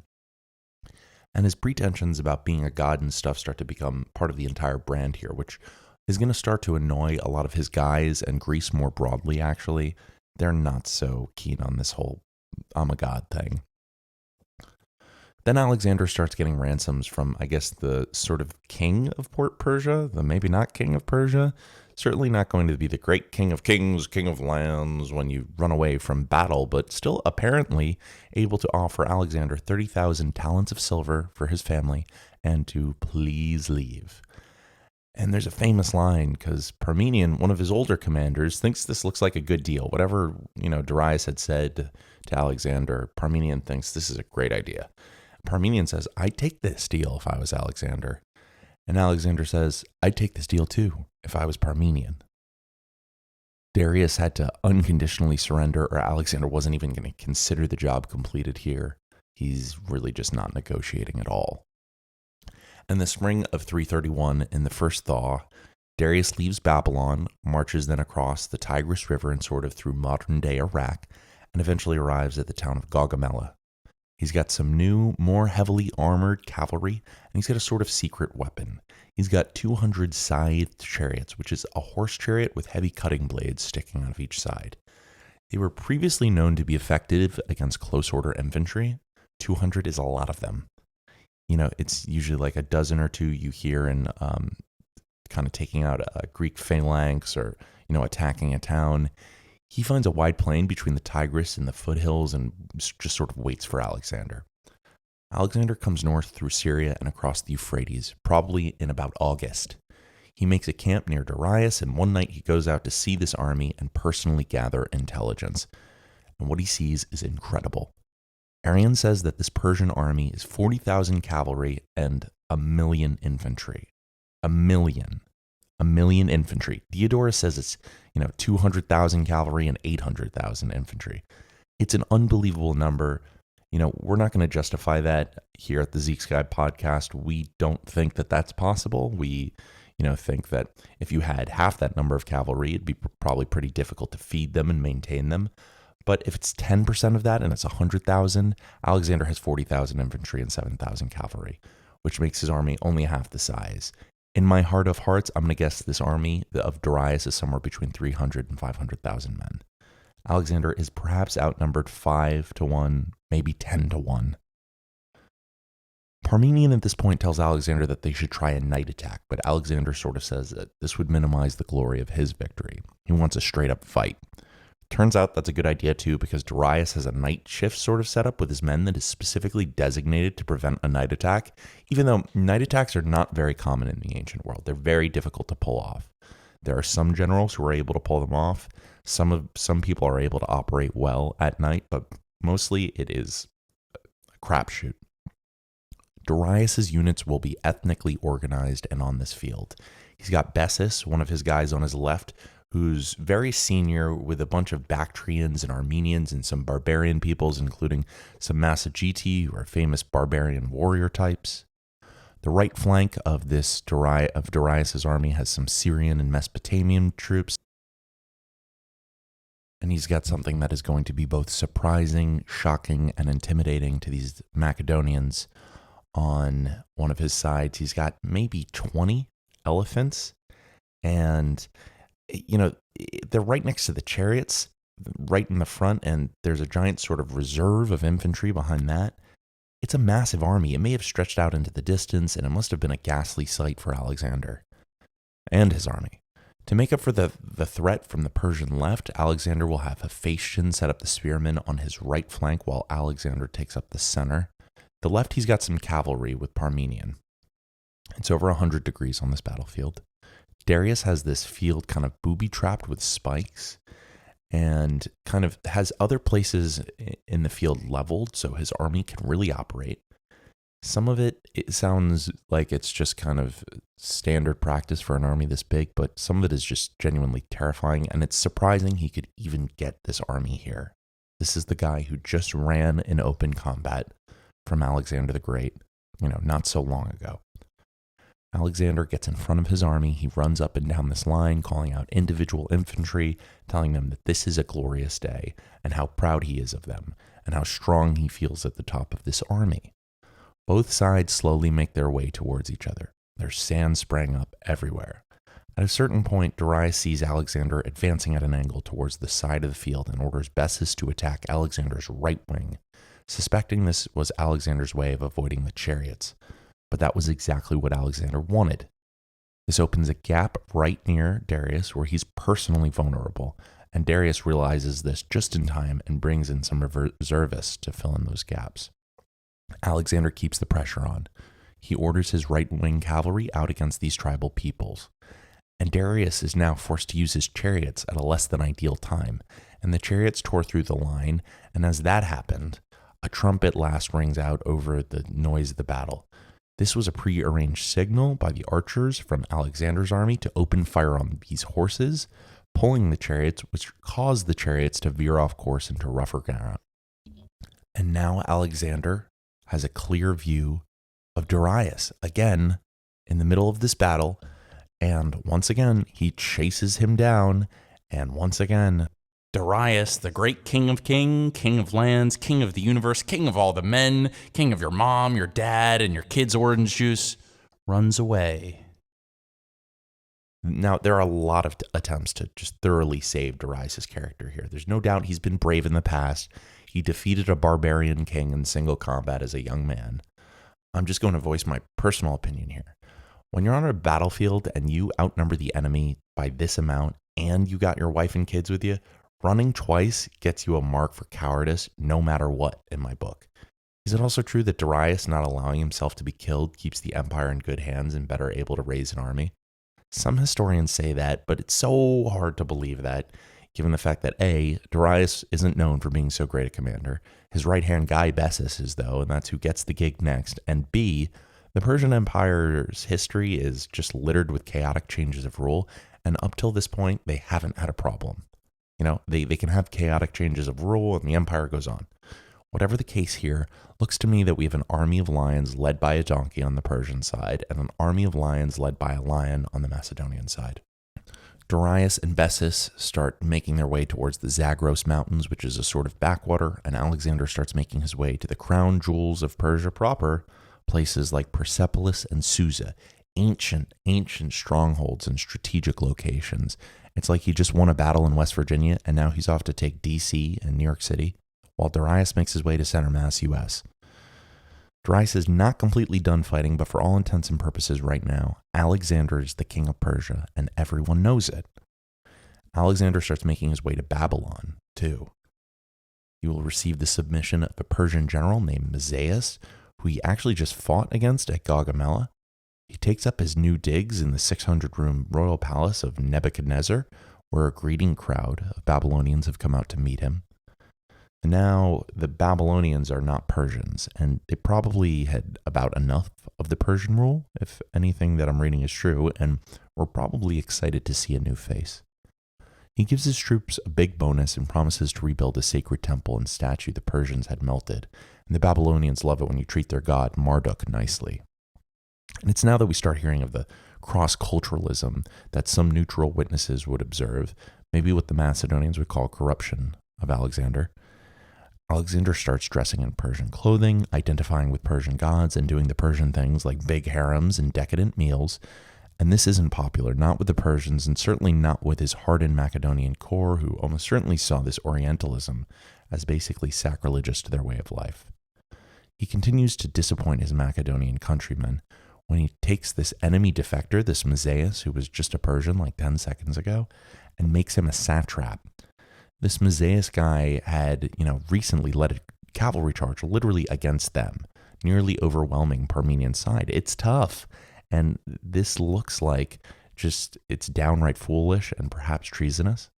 On the other hand, he's about the highest ranking Persian Alexander has his hands on, and it probably helped out with establishing the continuity of governance, but it's like Churchill letting someone like Rommel run India or something.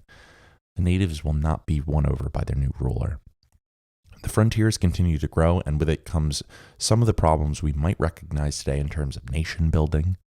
Alexander struggles to establish a shared identity for this disparate and diverse population that was stretched out over a large landmass, and this will prove an insurmountable issue.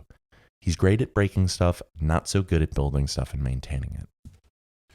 Ian Worthington, whose book on this topic, By the Spear, talks about this moment. He says, quote, Alexander called himself king of Asia, but he was a conqueror with no legitimate claim to the Persian throne. He allowed all Persians their religion, but never understood the intimate bond that tied the satraps to the great king via their common worship of the Zoroastrian god of light, Ahura Mazda, the supreme deity in the Persian pantheon.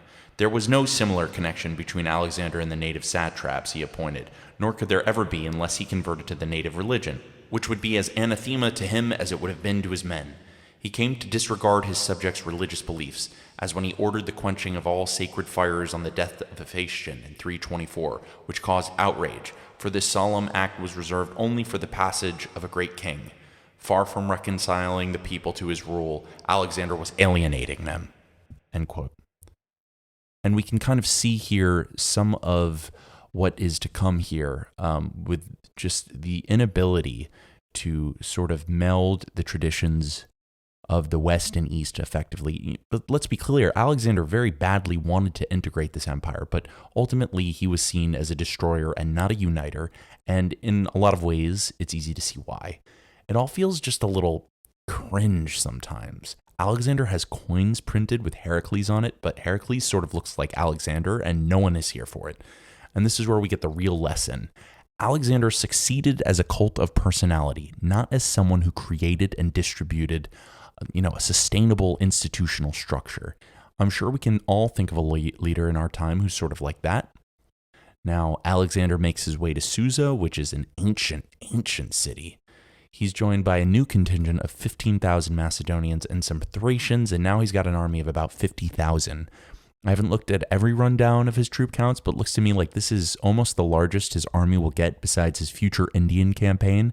And when you think that about what he's doing with, 30,000 guys before this period, it just starts to get comical thinking about what happens. What if any force, decides to seriously confront this beast at this point? He shows up at Susa and no actual resistance is offered. He takes all the money. And here something happens that to me really does mark the end of the era, and it's deep, it's emotional, and it's extremely satisfying in a certain sense. Alexander walks into a room in Susa that houses all the loot that the king Xerxes took from the Athenians during the Persian Wars. Xerxes was the fourth king of kings, and he's famous for bringing a huge army into Greece, causing tons of death and destruction, and he's basically the whole reason Alexander is here. He's here for Greek revenge. I mean, his father Darius, another guy from before Xerxes' time, had also come into Greece. But he comes across some statues of old Athenian tyrants from way in ancient times. They basically spell out that Athens chose democracy. That's kind of what the creation of these statues was about. And they're in some ways the model for the rugged, as Athens is, the rugged self-determination we here in the West defend today. And Alexander will return these sacred pieces of art to Athens and sit under the throne Darius had crafted here. It marks the beginning of the end of the Persian Empire in a very symbolic way, and the end of the ideas that powered Persia, as Persia was not a democracy and held the democratic system in a sort of disdain. It's the same with capitalism. They kind of frowned upon marketplaces and that kind of thing. And then Alexander makes his way to Persepolis, which is the real religious and administrative center of the empire. It is the heart of the empire. It is in some ways maybe like if you had New York and Washington, D.C. in the same place. It was once home to Xerxes, that Persian king who brought war to all of Greece, and Alexander brutally burns this place to the ground and orders the mistreatment of their people, killing many and dragging many into slavery in what many historians say was a very purposeful act. It is not a high point for the Alexandrian conduct. This is really the end of the Persian Empire, and it becomes very real here. There's maybe a way of viewing this as a sort of exclamation mark to the end of the Persian Wars, about 150 years after the fact. And after a horrific month of just pillaging this sacred city. It catches fire, perhaps by the hand of Alexander, and it burns to the ground at the end of the pillaging. Just like the temple of Artemis. Now, this is a shocking wake-up call for the rest of Persia. Alexander is still held in contempt by Zoroastrians today for this act. It rings down the ages. But Alexander has reason to be scorching the earth. There's a lot of dissent brewing. Sparta, for example, has a king at this point called Agis III, who decides to start compelling Greek city-states to challenge Alexander. In fact, there's a whole lot of sourness towards Alexander in Greece, including in places like Athens, where you wouldn't think it would exist. Alexander is seemingly avenging somewhere like Athens for the brutal treatment Persia gave them, and they just don't go along. But Agis, this Spartan king, gets far enough to raise a mercenary army and challenge Alexander in Greece. Alexander sends off his general Antipater, and it's actually dealt with quickly. But it's a sign of the fragmentation here, even though it's really put down basically overnight. Sparta apologizes very quickly, and Alexander spares them. I'm inclined to wonder about this, and of course it feels to me that Alexander had a great deal of respect for Sparta. After all, they did hold off the great king of Persia during his adventures in Greece, and Alexander was certainly aware of the Spartan military heroism via Herodotus, so they're sort of spared here. Meanwhile, off in the east, where Alexander is, Alexander starts hunting down Darius through perilous desert country, where Darius is being confronted by his leadership to give over command to a guy called Bessus. Darius refuses and there's a coup. Alexander marches quickly and astonishingly through a part of the desert that took everyone else like months to cross through to find Darius already dead with his forward command, perhaps reaching him and giving him some water just before Alexander gets there. Alexander orders a great burial for the king Darius, who is now the last of this dynastic line. The Macedonian Empire at this moment now stretched from Pella to Hecata Olympus and includes Syria and Egypt. It's a truly mind-boggling moment. Arrian has this to say regarding the legacy of Darius. Quote, "In military matters, he was the feeblest and most incompetent of men. In other spheres, his conduct appears to have been moderate and decent, though the truth may well be that, as his accession to the throne coincided with the declaration of war by Macedon and Greece, he had no opportunity to play the tyrant. In these circumstances, being himself in greater peril than his subjects, he could hardly have treated them with the usual cruelty of an oriental despot, even if he had wished to do so. His life was an unbroken series of disasters from the moment of his accession to the throne. He was immediately faced by the defeat of his satraps and their mountain troops at the Granicus, the loss of Ionia and Aeolus swiftly followed, with the two Phrygias, Lydia, and all Caria except Halicarnassus. Soon afterwards, Halicarnassus too was gone, and the whole coast as far as Cilicia. Then came his own defeat as Isis, and the bitter sight of his mother, wife, and children as prisoners in enemy hands. The loss of Phoenicia and Egypt was followed by the debacle at Arbela, his own shameful flight from the field, and the destruction of the mightiest army of the whole of the East. Then, a homeless fugitive in the lands he once ruled, ruthlessly betrayed by his own guards, a monarch in chains contemptuously smuggled away from the scene of his former glory, he was finally murdered by the treachery of those most bound in duty to serve him. Such was the unhappy life of Darius. Dead, he was more fortunate, for he was buried in the royal tomb. His children were given by Alexander the same upbringing and education they would have had if they had still been king. And his daughter became Alexander's wife. He was about 50 when he died." End quote. Yeah, so it's sort of the end of an era here. One of the lesser kings of the Achaemenid Persian Empire, certainly. It's interesting to wonder about what might have happened if Alexander had found himself against the like of someone like Cyrus or Darius or even Xerxes. But Alexander wants to press forward here. His men are actually on the verge of mutiny, though, and this is just going to be a recurring theme over the next, really the last couple of years of his life. There's been a lot of stirring about his growing decadence and Orientalism, maybe a sense that Persia was conquering Alexander just as much as he was conquering Persia. And Arrian seemingly talks about this moment, at a time when it really, really looks like, the Macedonian high ruling class and the Macedonian people should be wholesale sort of restoring a new vision for this part of the world. Alexander is just really drinking the Kool-Aid of these other cultures. And here's how Arrian relates it. Quote, Alexander's Median style of clothes, Median is Persian, also brought them no little anguish, it is said, and the Persian-style weddings were reportedly not to the liking of the majority either, liked not even by some of the grooms, despite the great honor of being put on the same footing as the king. There was also the case of the satrap of Persis, who adopted both Persian dress and language. That rankled because Alexander was pleased with his playing the barbarian. And then there was the matter of the cavalry of the Bactrians, Sogdianians, and Aractians being enrolled in the companion cavalry. That hurt too, as did the addition of a fifth hipparchy, cavalry commander. This was not entirely composed of barbarians, but when the entire cavalry force was increased, there was an enrollment of barbarian troops for it. Barbarian officers were also appointed to the Agema, the royal bodyguard. All this was offensive to the Macedonians. It looked as if Alexander was developing a completely barbarian mentality and placing Macedonian culture and the Macedonians themselves at a place of low self-esteem. End quote. So when he says barbarians there, he's talking about the Persians. He's talking about the Persians being basically wholesale put into the Macedonian army, which seems like it's a violation of everything these Macedonians believe in and a disavowment of their own expression of their martial culture. They thought that this was an honor to serve in this army, and they thought that it was uniquely theirs, and Alexander was sort of taking it away from them. And it looks like Alexander is sort of abandoning his roots and trading up, or at least incorporating Persian culture to a point that made everyone uncomfortable. Interesting to wonder why. Why was someone like Alexander inclined to do this? Alexander is a conqueror, but he's also a fanboy for his culture, right? He loves the Macedonians. He loves the Greek history. He modeled himself after Achilles and took seriously the teachings of his tutor Aristotle and had the seemingly divine mission of spreading Greek culture. Why was he abandoning it so readily? Was this a cynical ploy to sort of fuse both traditions? Or was this a genuine capturing of Alexander's ostensibly idealistic mind? Crazy set of circumstances, because this army of his is incredible. I mean, they were putting up with the insane marches and the battles and getting through deserts, but this cultural abandonment is a shock to their morale.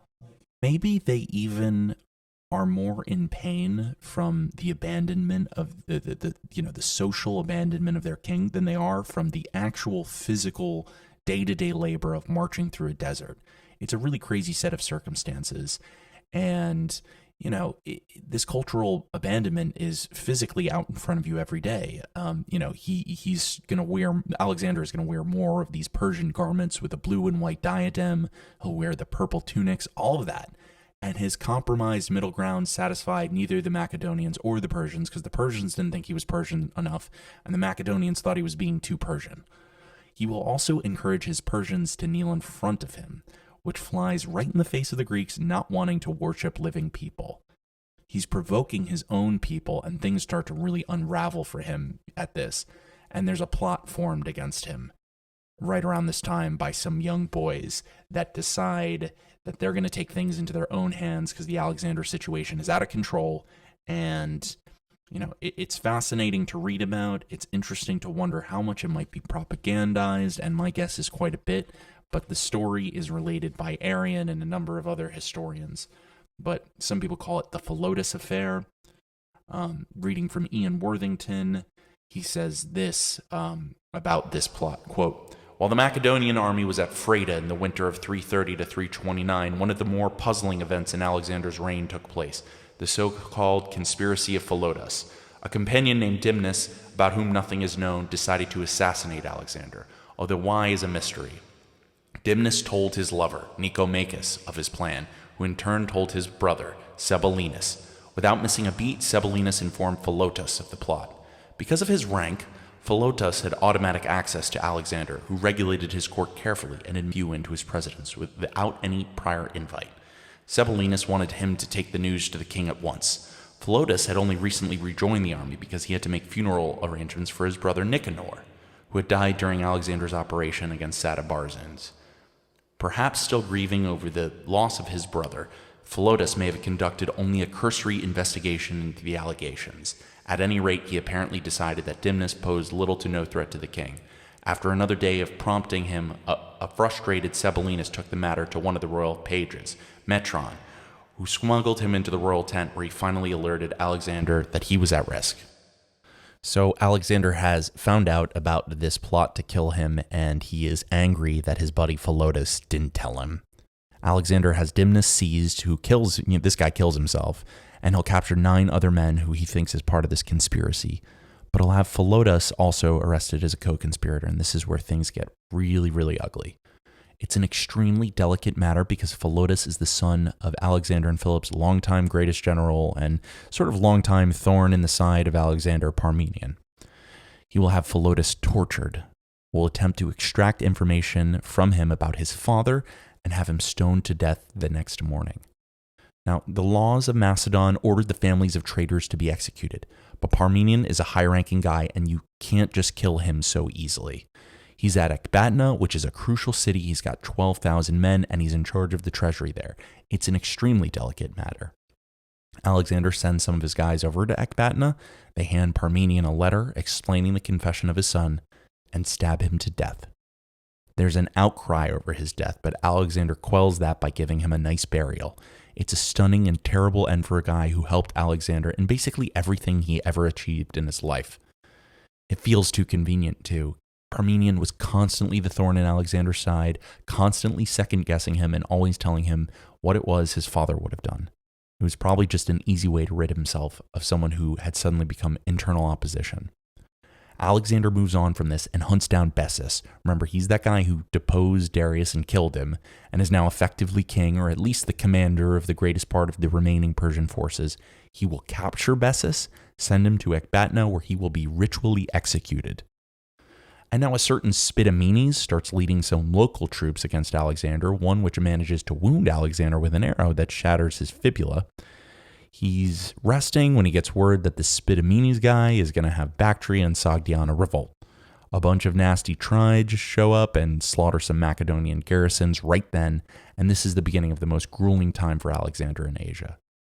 They trudge on a while here, and they're going to theoretically go deeper to the east, and they reach this palace at a place called Mariconda, and here something happens that is also heartbreaking.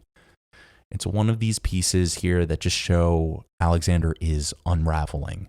Alexander and his entourage will be at a sort of play in Mariconda where a bunch of sycophant types start heaping all sorts of lavish praise on Alexander, calling him a god and that sort of thing, with Alexander sort of accepting the praise and detracting any sort of praise from his father.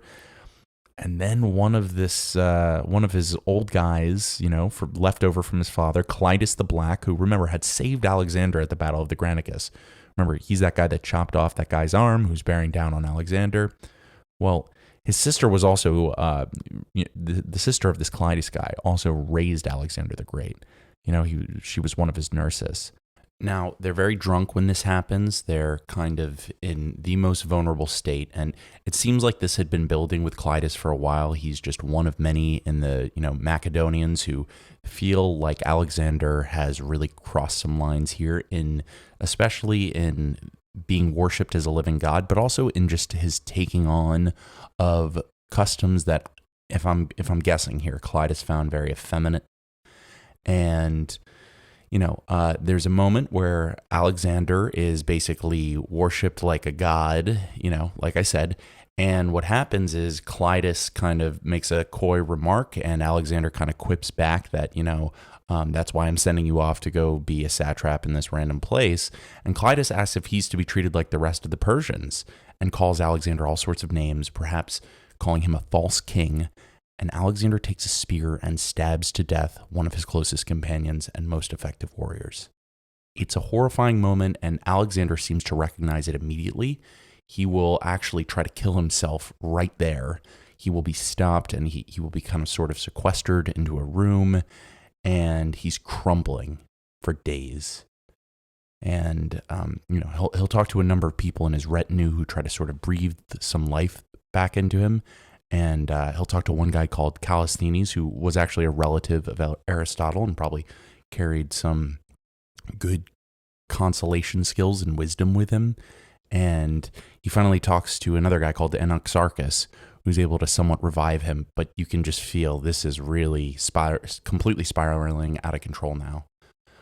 This is almost a perfect moment, too, for understanding the dichotomy that is so frequently presented that deals with the Persians and the Greeks. It looks to me like whatever Greek nationalism existed about what Greeks were like and how they fought and how they lived, it just sort of boomerangs in your face when you recognize how easy it was for presumably the best among the Greeks to be so easily changed by the culture. It feels like Alexander is sort of being torn apart at the seams, and whatever fantastic ideas Aristotle filled in his head, they're either just dissipating or they're completely backfiring. Maybe a sort of insecurity is popping up here, but maybe Alexander was just getting too drunk and getting too many people upset. Whatever the case is, Alexander has now killed several of his close companions. And yet, some of Alexander's boldest deeds are still in front of him. In the closing chapters of his life, we will see Alexander reach the sort of zenith of his military prowess, but we will also see him reach the low points of his character, including a streak of brutality and pettiness that could rival any modern-day dictator. Now, there's a guy called Spidomenes out there who we talked about who is harassing some cities in Bactria while this is going on. He sends one of his generals, Craterus, Alexander sends one of his generals, Craterus, to go deal with this issue, but the Spidomenes guy is scorching the earth and really waging what we might call a guerrilla war today. And several rebellions go on here, and Alexander does 2 sieges that are just brilliant and captivating. He looks obviously like he's turning into a bit of a tyrant. He's got some really bad behaviors that come along with this stuff, but the boldness here has to be pointed out and revisited because these stories are inspiring. He gets to a place called the Sogdian Rock at a certain point of this campaign in around 330 BC. It's a fortified city on top of a cliff that is considered basically unconquerable. He's got supplies for 2 years and has a garrison there of probably 10 to 15,000, and he is surrounded by some very steep cliffs. A guy called Aromazes is holding this place, and Alexander sends some negotiators to him, and of course Aromazes doesn't understand that he's dealing with a guy that is certain he's descended from Zeus and really kind of living that out in a real-life fantasy now. He tells them to get out, and we're not surrendering, come and get us, blah, blah, blah, blah, blah. He says, you'll need winged soldiers to conquer this place. So Alexander just sort of gives his soldiers wings, as we're to believe. He notices that the front of this place is guarded by that large force of men, but then he notices that the rear, which is basically a steep cliff, is totally unguarded. Ariomazes basically presumes no one could get up there. Alexander disagrees, and he takes about 300 of his guys with climbing experience up to the far side and offers 12 talents to anyone who can make it to the top of the wall. 50 guys fall and die doing this, but they make it up at night, presumably about 250 of them.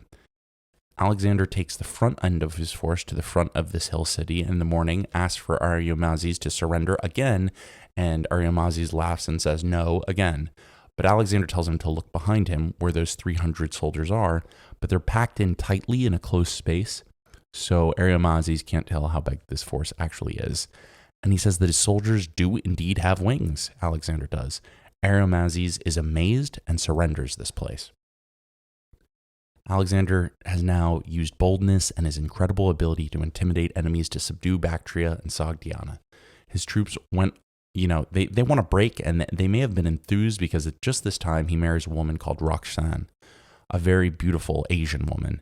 Now, he's already got a sort of wife in a woman called Barsine, who births for him a child called Heracles. It's a good move in a number of ways, including courting the father of this woman, who is influential in the part of the world he wants to bring under his rule. He's kind of conquering by marriage, sort of a policy his father would have appreciated. Then Alexander takes on some new, even more Persian customs. He has subjects beginning to kneel in front of him and sort of kiss his hand, and this does not go over so well with the old Macedonian guard, as you can imagine. On one occasion, one of his guards will sort of laugh at a Persian subject who does this, and Alexander punches him straight to the ground. But even with all of this kind of sourness and anger going on, Alexander is making for India in 327 BC, and he's got 70,000 men with him. These Indians had a sort of subsidiary relationship with the Persians, so they were already on the chopping block. But they had also, fought Greeks about 150 years ago before this period. Xerxes actually had brought some of these Indians over. There's another reason here, and wouldn't you know it, it's Alexander's ego. He needs to go to the end of the world. And he knows he's got to go to this India place first because Alexander knows that Cyrus the Great fought in India, and that so did Heracles. And it sounds like he openly wants the Indians to accept him as a god. He really needs this validation. But it's actually more than that. Alexander has a sort of Lewis and Clark ethos. He needs to see the edge of the world, and he wants to sort of confirm what his tutor Aristotle said, which, if you can believe it, he sort of thinks that India stretches out into the ocean and wraps around beyond Africa and potentially out into the other side of the world. And, he's the smartest guy in the Greek world, and that's what he thought, and that's kind of funny. But with this Lewis and Clark ethos, Alexander basically can't stop himself. And the Indians and India at this time is portrayed as sort of a land of mysteries, and the things they do know are powered by stereotypes, including some work by a writer called Theseus, who sort of caters to Oriental stereotypes known by Greeks in a previous history. This place is a wild adventure for Alexander, and he's loving it, but his men are probably less enthralled than he is. There are Greeks here, even some practicing Buddhists, but the cultural divide and language divide is large enough that he needs translators. His first move is to the Indus River Valley, but he needs to sort of reinforce his rear before digging deeper. He will send Hephaestion and Perdiccas through the Khyber Pass in the main roads of India. Alexander travels with Craterus through northern Bajor with the plan that by the time both armies reunite, that they've secured the rear and the actual invasion could happen. Hephaestion and Perdiccas deal with one revolt, but it goes smoothly enough. They put that down. Alexander, on the other hand, gets frustrated and does some extremely classless things here, some that will forever tarnish his legacy.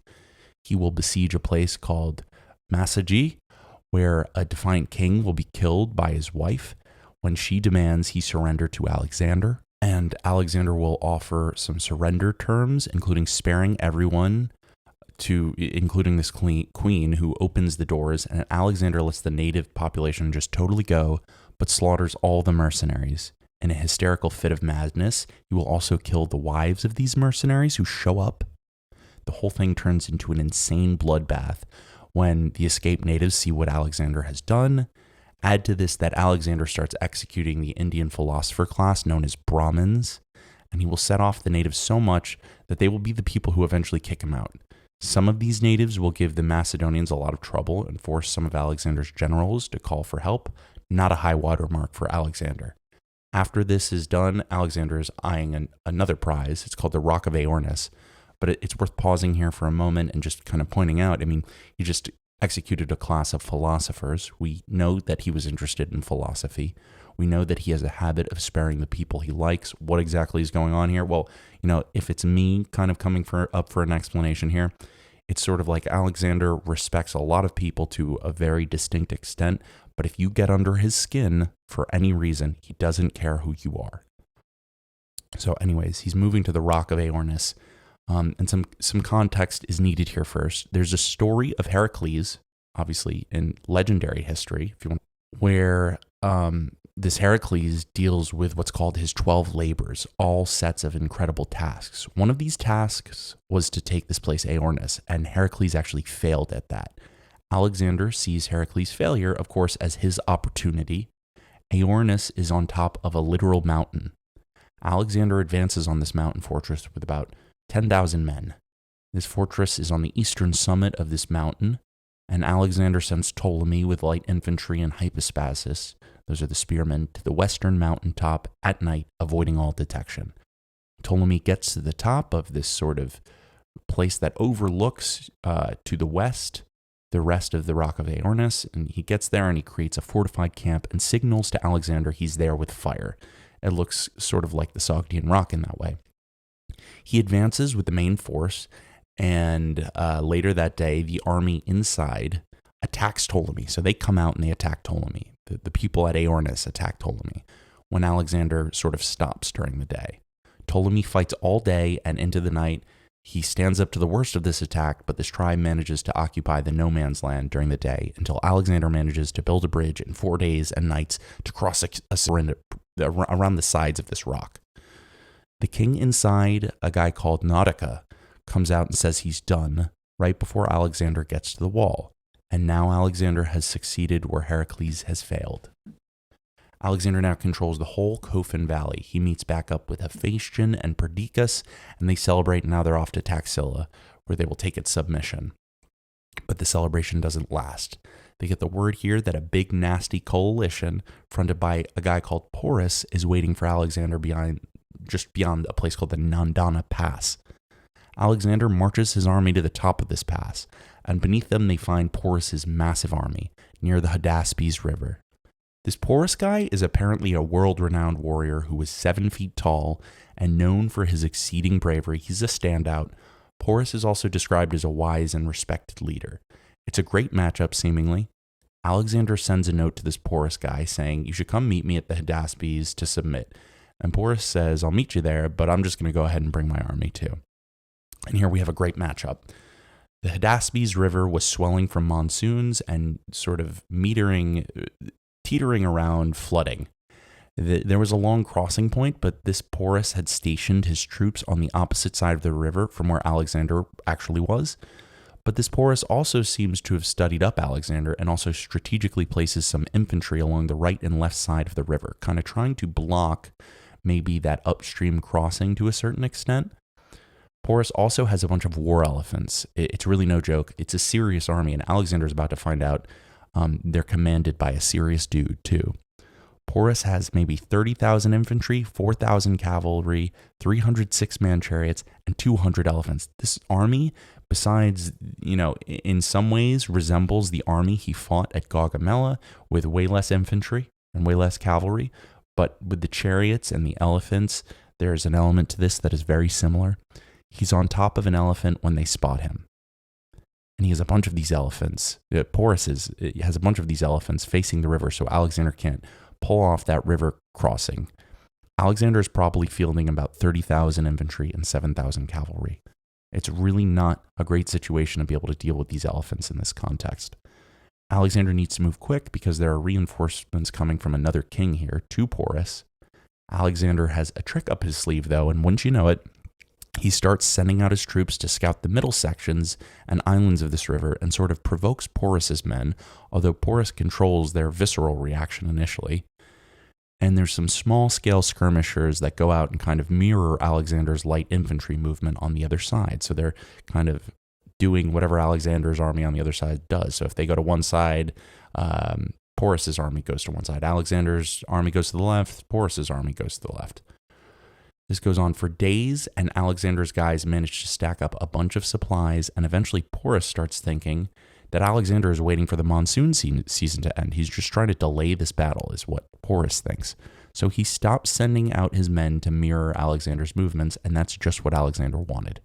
Alexander identified a densely wooded segment of the stream upriver with enough cover to assemble rafts and boats. Porus is lured into a sense of false security.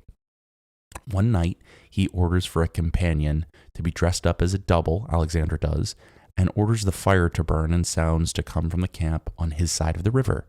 Now, during the night, he slips away to the crossing, Alexander does himself, with 6,000 infantry and 5,000 cavalry. Craterus is left in charge of the majority of the army in camp. Craterus maintains the image of Alexander remaining at camp, and he sets up another guy within view of Porus to sort of feign a crossing, while Alexander has made his way all the way the 17 miles upriver and has actually brought a sizable force behind Porus. The plan is to lure the elephants away from the river and then have Craterus cross as well. It's a surrounding movement, essentially. Alexander's force starts to cross when a thunderstorm hits. Remember, he's upstream, further from the Porus's camp, and they'll do this in the middle of the night. He makes a small mistake here. He identified one segment of the stream as being the other side of the stream when really there's an island between the two shores. He and his troops have to paddle these small ships all the way around the cove of the stream to cross the second segment of it, but by the time they get over to the side, it's the early morning, which is not what Alexander intended, and Porus's scouts spot them. They do not have time to properly assemble. He now does not have the element of surprise at all now, and he's over there with a paltry quarter of his army against potentially the full strength of Porus's army.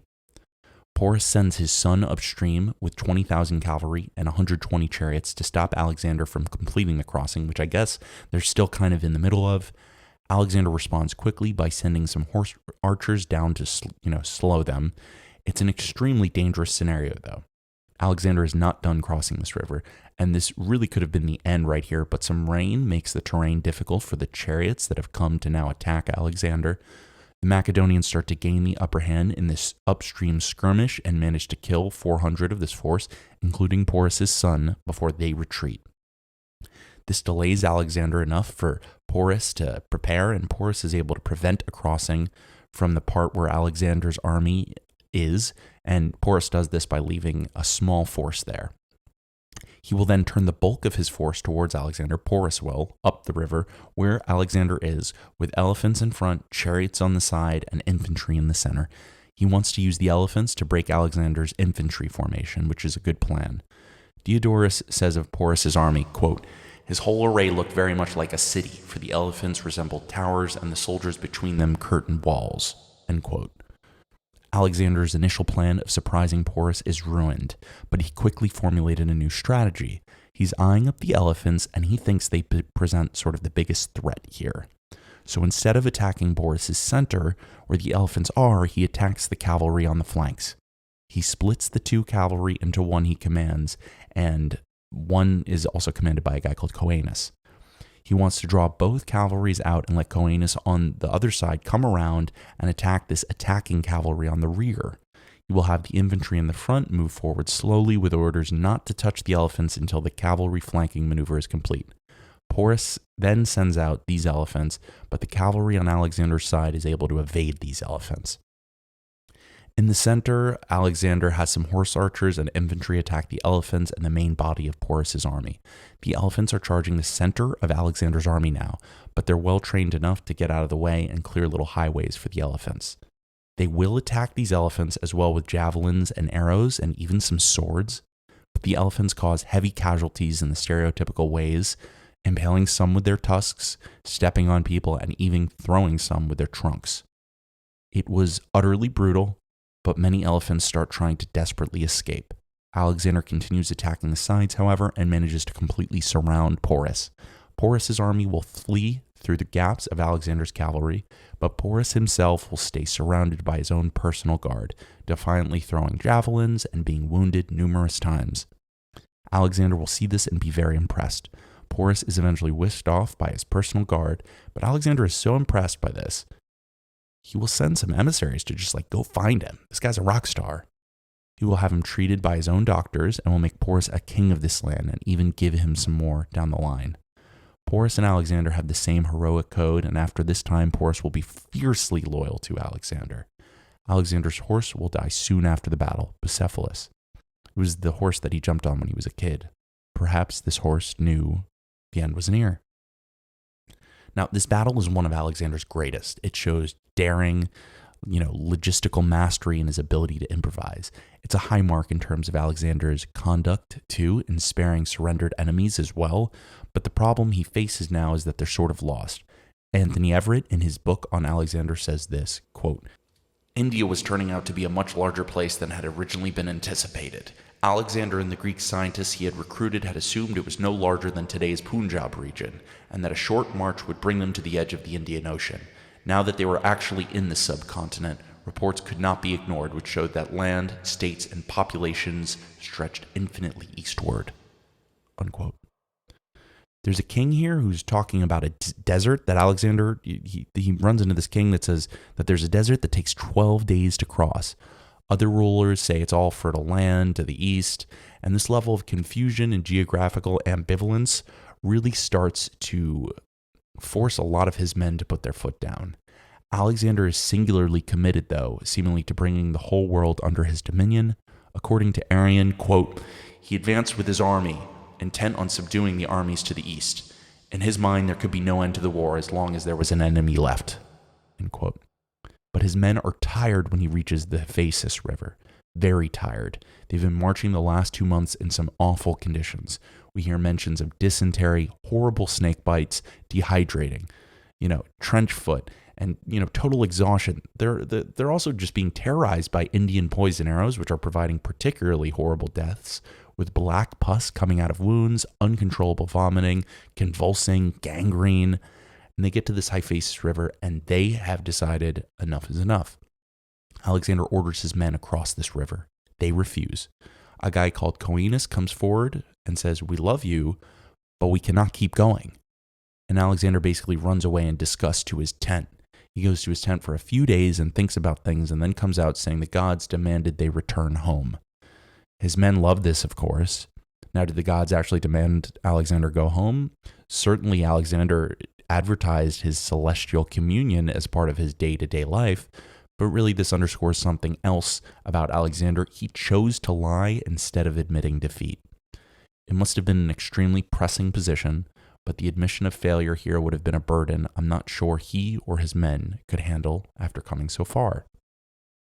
A few days after this, the guy who came up and pleaded for Alexander to turn over mysteriously dies.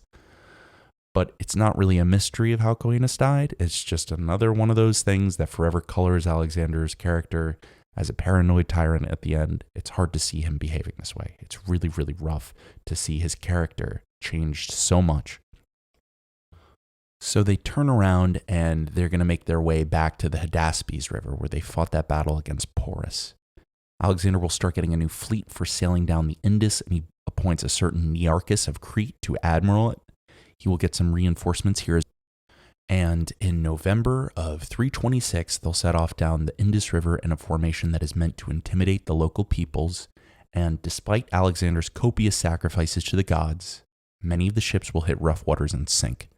They will get the worst of some of these tribal coalitions who want to stop Alexander, and there's some payback here seemingly. Alexander, finding out that maybe a bunch of these tribal coalitions are after him, is intent on going on the offensive against a fortified city called Mali. His troops are in open mutiny at this point, though, but somehow he drags them kicking and screaming to this place where they reluctantly take the city. But there's a citadel at this city, and Alexander can't settle for just taking the city. He orders his main body to attack the citadel at this city. They refuse. He orders his guard to attack the citadel. They refuse. And in a fit of total madness, in a moment where you know this is Alexander, and where the history truly sings that fact, Alexander charges the citadel and climbs to the top, quickly followed by 2 or 3 of his closest companions in a suicidal maneuver. He grabs a ladder and starts single-handedly climbing up. At first, he doesn't provoke a reaction from his men, but he continues to scale the side of this fortified citadel, and the army becomes increasingly concerned. He gets to the top and jumps down into the citadel beneath. The army loses sight of their king as 2, maybe 3 of his closest companions reach the top with him. Alexander and his 3 companions are now facing perhaps a full unit of Malian defenders. One is immediately killed. Alexander presses on until he is shot with an arrow through the neck.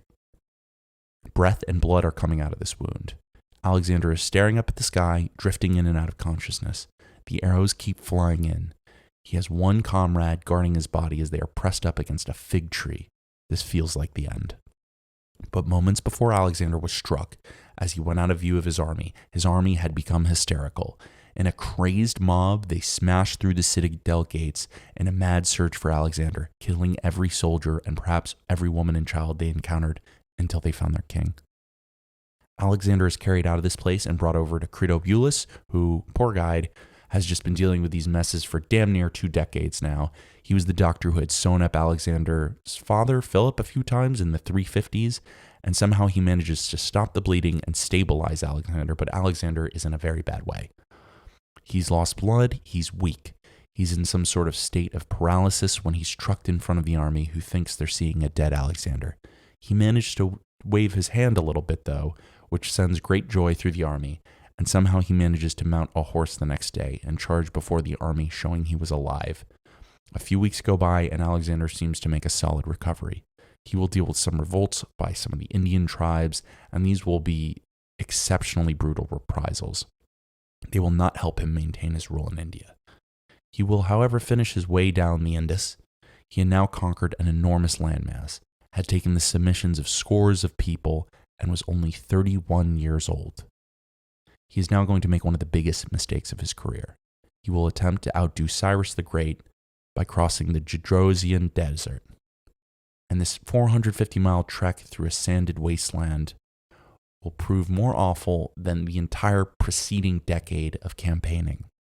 Arrian says that in between eating pack animals, the soldiers choked and were poisoned by the local vegetation. Many will die of heat stroke. The shifting sand will leave some of the animals unusable, and they will be left just completely abandoned. They will then be hit by a flash flood that drags away all of their baggage. They will lose their way for days on end as the navigation points are washed away. But even here, Alexander manages to shine. This is an account that survives from Arrian about this Macedonian army suffering through the desert, and one of Alexander's actions here. Alexander was suffering terribly from the thirst, and he was also in great pain from leading his men on foot so that they might bear their own difficulties better, because everyone was feeling the same hurt and stress. In the meantime, some of the light-armed soldiers went in search of water and found a small pool in a shallow cleft formed by a small, dribbling spring. They collected the water with difficulty and straightway took it to Alexander, as if it were a valuable gift. As they approached him, they poured it into a helmet and gave it to him. He took it, and praising the men for what they had done, immediately poured it out on the ground in full view of everyone. His action reinvigorated the entire army to such an extent that it was as if everyone had drunk the water that Alexander had poured away. End quote. This is a nice tribute to Alexander, but it does not excuse a lot of the behavior we've already heard about. This could be guilt. This could be any number of things. He does have a habit of behaving like this as a commander, but it still just doesn't really do away with all the death and suffering that's going on now, even though it is a nice little victory for his soldiers. But, beyond the little sunshines that get through here, there is an extremely ugly underbelly. The Persian satraps are revolting and killing people, and some of Alexander's own garrisons are mistreating and perhaps raping women in some of his provinces, perhaps thinking he was not going to survive the desert. And a lot of this army, about a third, did not survive this trek. So let's not forget that this was a disaster, and it left a lot of people who were vulnerable to attacks. They suffered exactly that.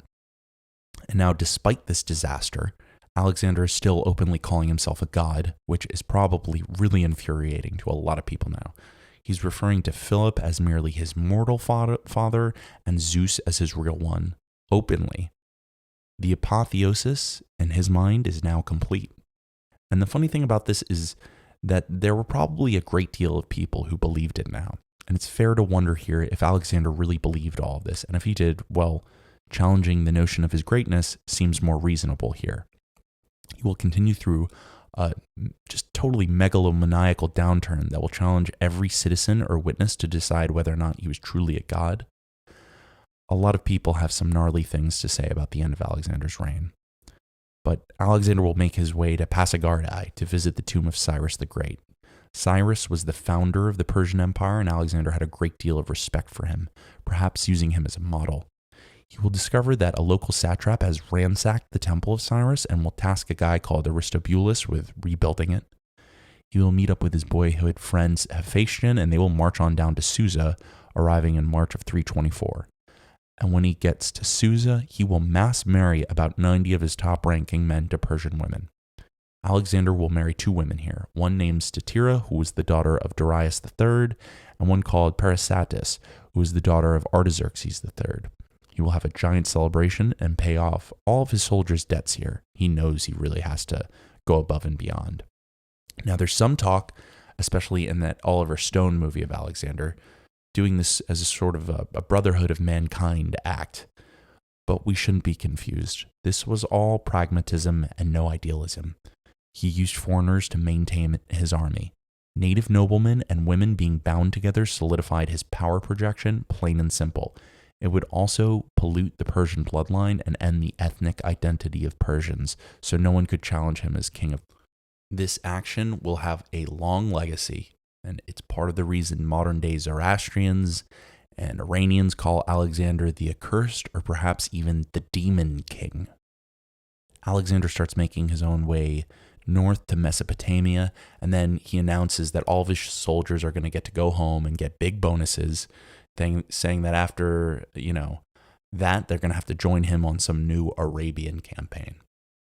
And they basically say, hey, Alexander, why don't you go march with Zeus, your daddy, instead? We're done with this. More has gone on here, up to and including Alexander taking on some Egyptians and Lydians into a new unit of the army, and even going so far as to call them a counterbalance to the Macedonian force, these troops see this disturbing pattern and end up in open revolt. He will put down some ringleaders of this revolt brutally, and then he goes on a self-praising kind of campaign, just maybe hiring all the propaganda and media to fan his notions of apotheosis and self-aggrandizement. But this attempt to glorify himself and shame his soldiers was useless, which is, something he's doing more and more now. He's sort of telling his soldiers that they need to obey their king and calling them weak. The standoff just continues and gets worse. And this standoff only ends when Alexander threatens to fire every single one of them and replace them with Persians. And that will cause some of the rank and file here to capitulate and kind of come back. He will try to unify the Persians and Greeks at some banquets and pray for them to reach some harmony, but it never works. Alexander starts making his way to Ecbatana in 324. There will be a large drinking party here with music performances and athletics, and his best friend Hephaestion will drink too much and die slowly over the course of the week. He will kill Hephaestion's doctor, thinking maybe he poisoned him, and he will spend weeks planning an elaborate funeral for his friend, including cutting off his hair and, of course, dispatching an embassy to the oracle of Zeus Ammon, requesting Hephaestion a formal status as a hero. No one in Persia, and perhaps no one in Greece, really feels bad for Alexander at this point. And in a truly insensitive move, he will put out the Persian sacred fires, which is something that is only supposed to be done when a great king has died. And now Alexander feels truly alone. It feels like some of the brutality and nightmarishness of the campaigning is catching up to him. The campaigns are so brutal and so dynamic that they actually change warfare in their own times. Cities will now start relying on mercenaries a lot. Siege warfare becomes more popular. They'll become apathetic in some senses to their own defenses too, because of how much Alexander made resistance seem useless. And Macedonians have paid an incredible price at this point. They've been at war every year that Philip or Alexander was king, which is a long time now, 60 years, 50 years. The brutality here really hits home when you consider the well-to-do folks are being brutalized regularly. Even they can't even escape it. The rich guys can't escape this. Philip, Alexander's father, was shot in the eye with an arrow. We know that. But Clitus had endured being stabbed and stabbing. Alexander had almost died from arrow fire. Darius chopped the arms off Macedonian prisoners and, sort of soldered their sides with pitch before a battle. Just 'cause. This is a lot. Survivors must have felt absolutely enraged and traumatized too. Still, somehow, in 323, Alexander is making his way to Babylon, where there are, philosophers telling him to go away or die. This is a bad omen. Go away. But he goes into the city and takes up the palace while omens of his downfall become more and more pronounced. He gets some tokens of submissions from all kinds of people, with some notable holdouts, including a lesser-known sort of tribe at this point called the Romans, who were already building a reputation for fierce warrior prowess, but were still just a small affair. And during a short period, maybe a year, Greece is getting something it has almost never seen: peace and prosperity. This is wider Greece we're talking about now. Instead of having the wider warring factions of cities, there is finally one Greek city-state basically running the world. Athens will grow considerably, ordering the creation of a fleet, and a stadium, the theater of Dionysus, and a bunch of festivals. A lot of the Greeks had to acknowledge the fruits of this peace, even if the Macedonians themselves felt less good about it. But one day in Babylon, Alexander hosts a party with some of his buddies.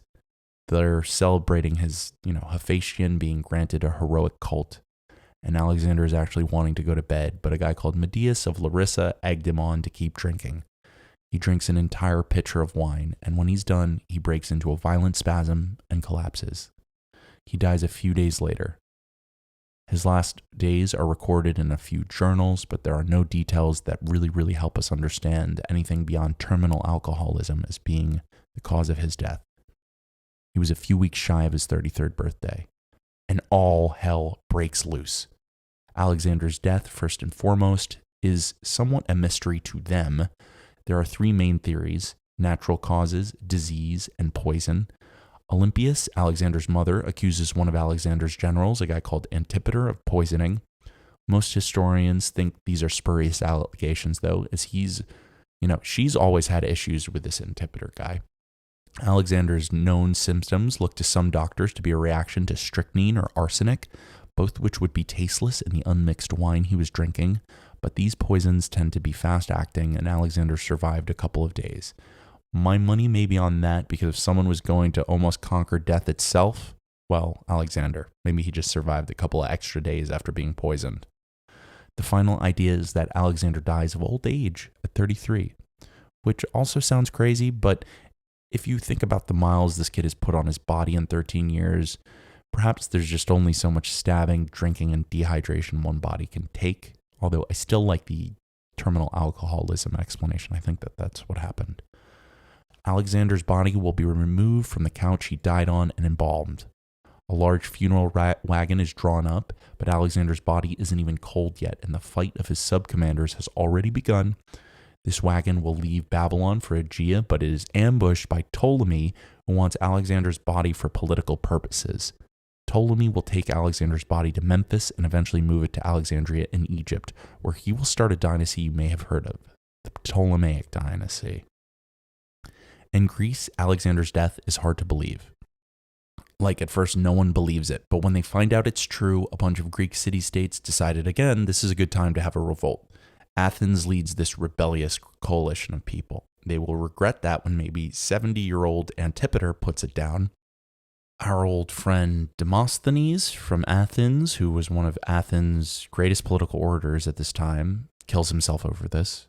Then came questions of what Alexander's intent was of who the empire should go to.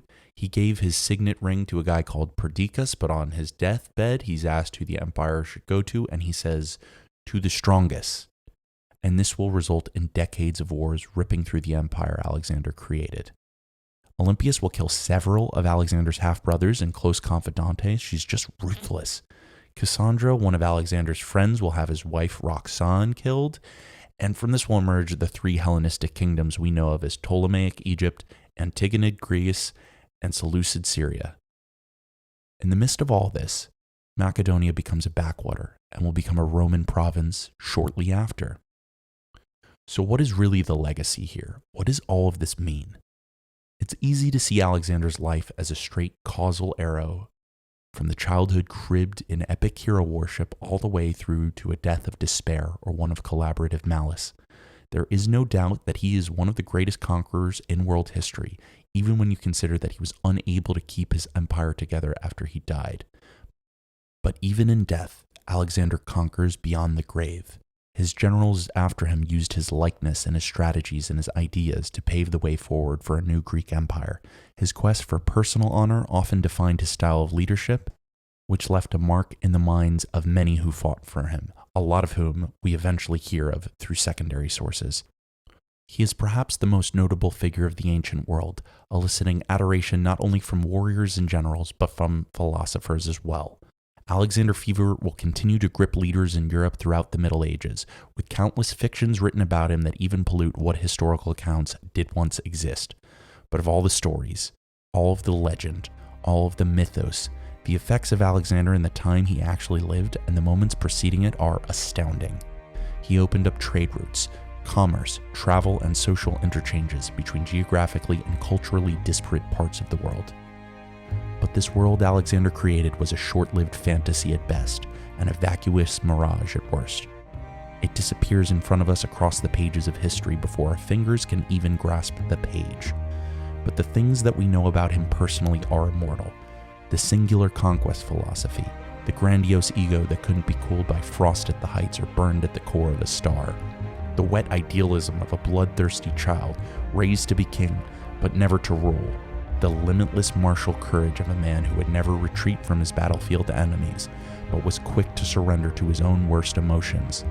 These are legends that survived the perilous journey from the ancient past to the present, and the fact that they've survived tells us as much about ourselves as it does about the young king who dreamed of being God. The true story of Alexander the Great is not that he conquered and one day died. The story of Alexander the Great is that he conquered, died, and 2,300 years later the whole world still stinks of his corpse.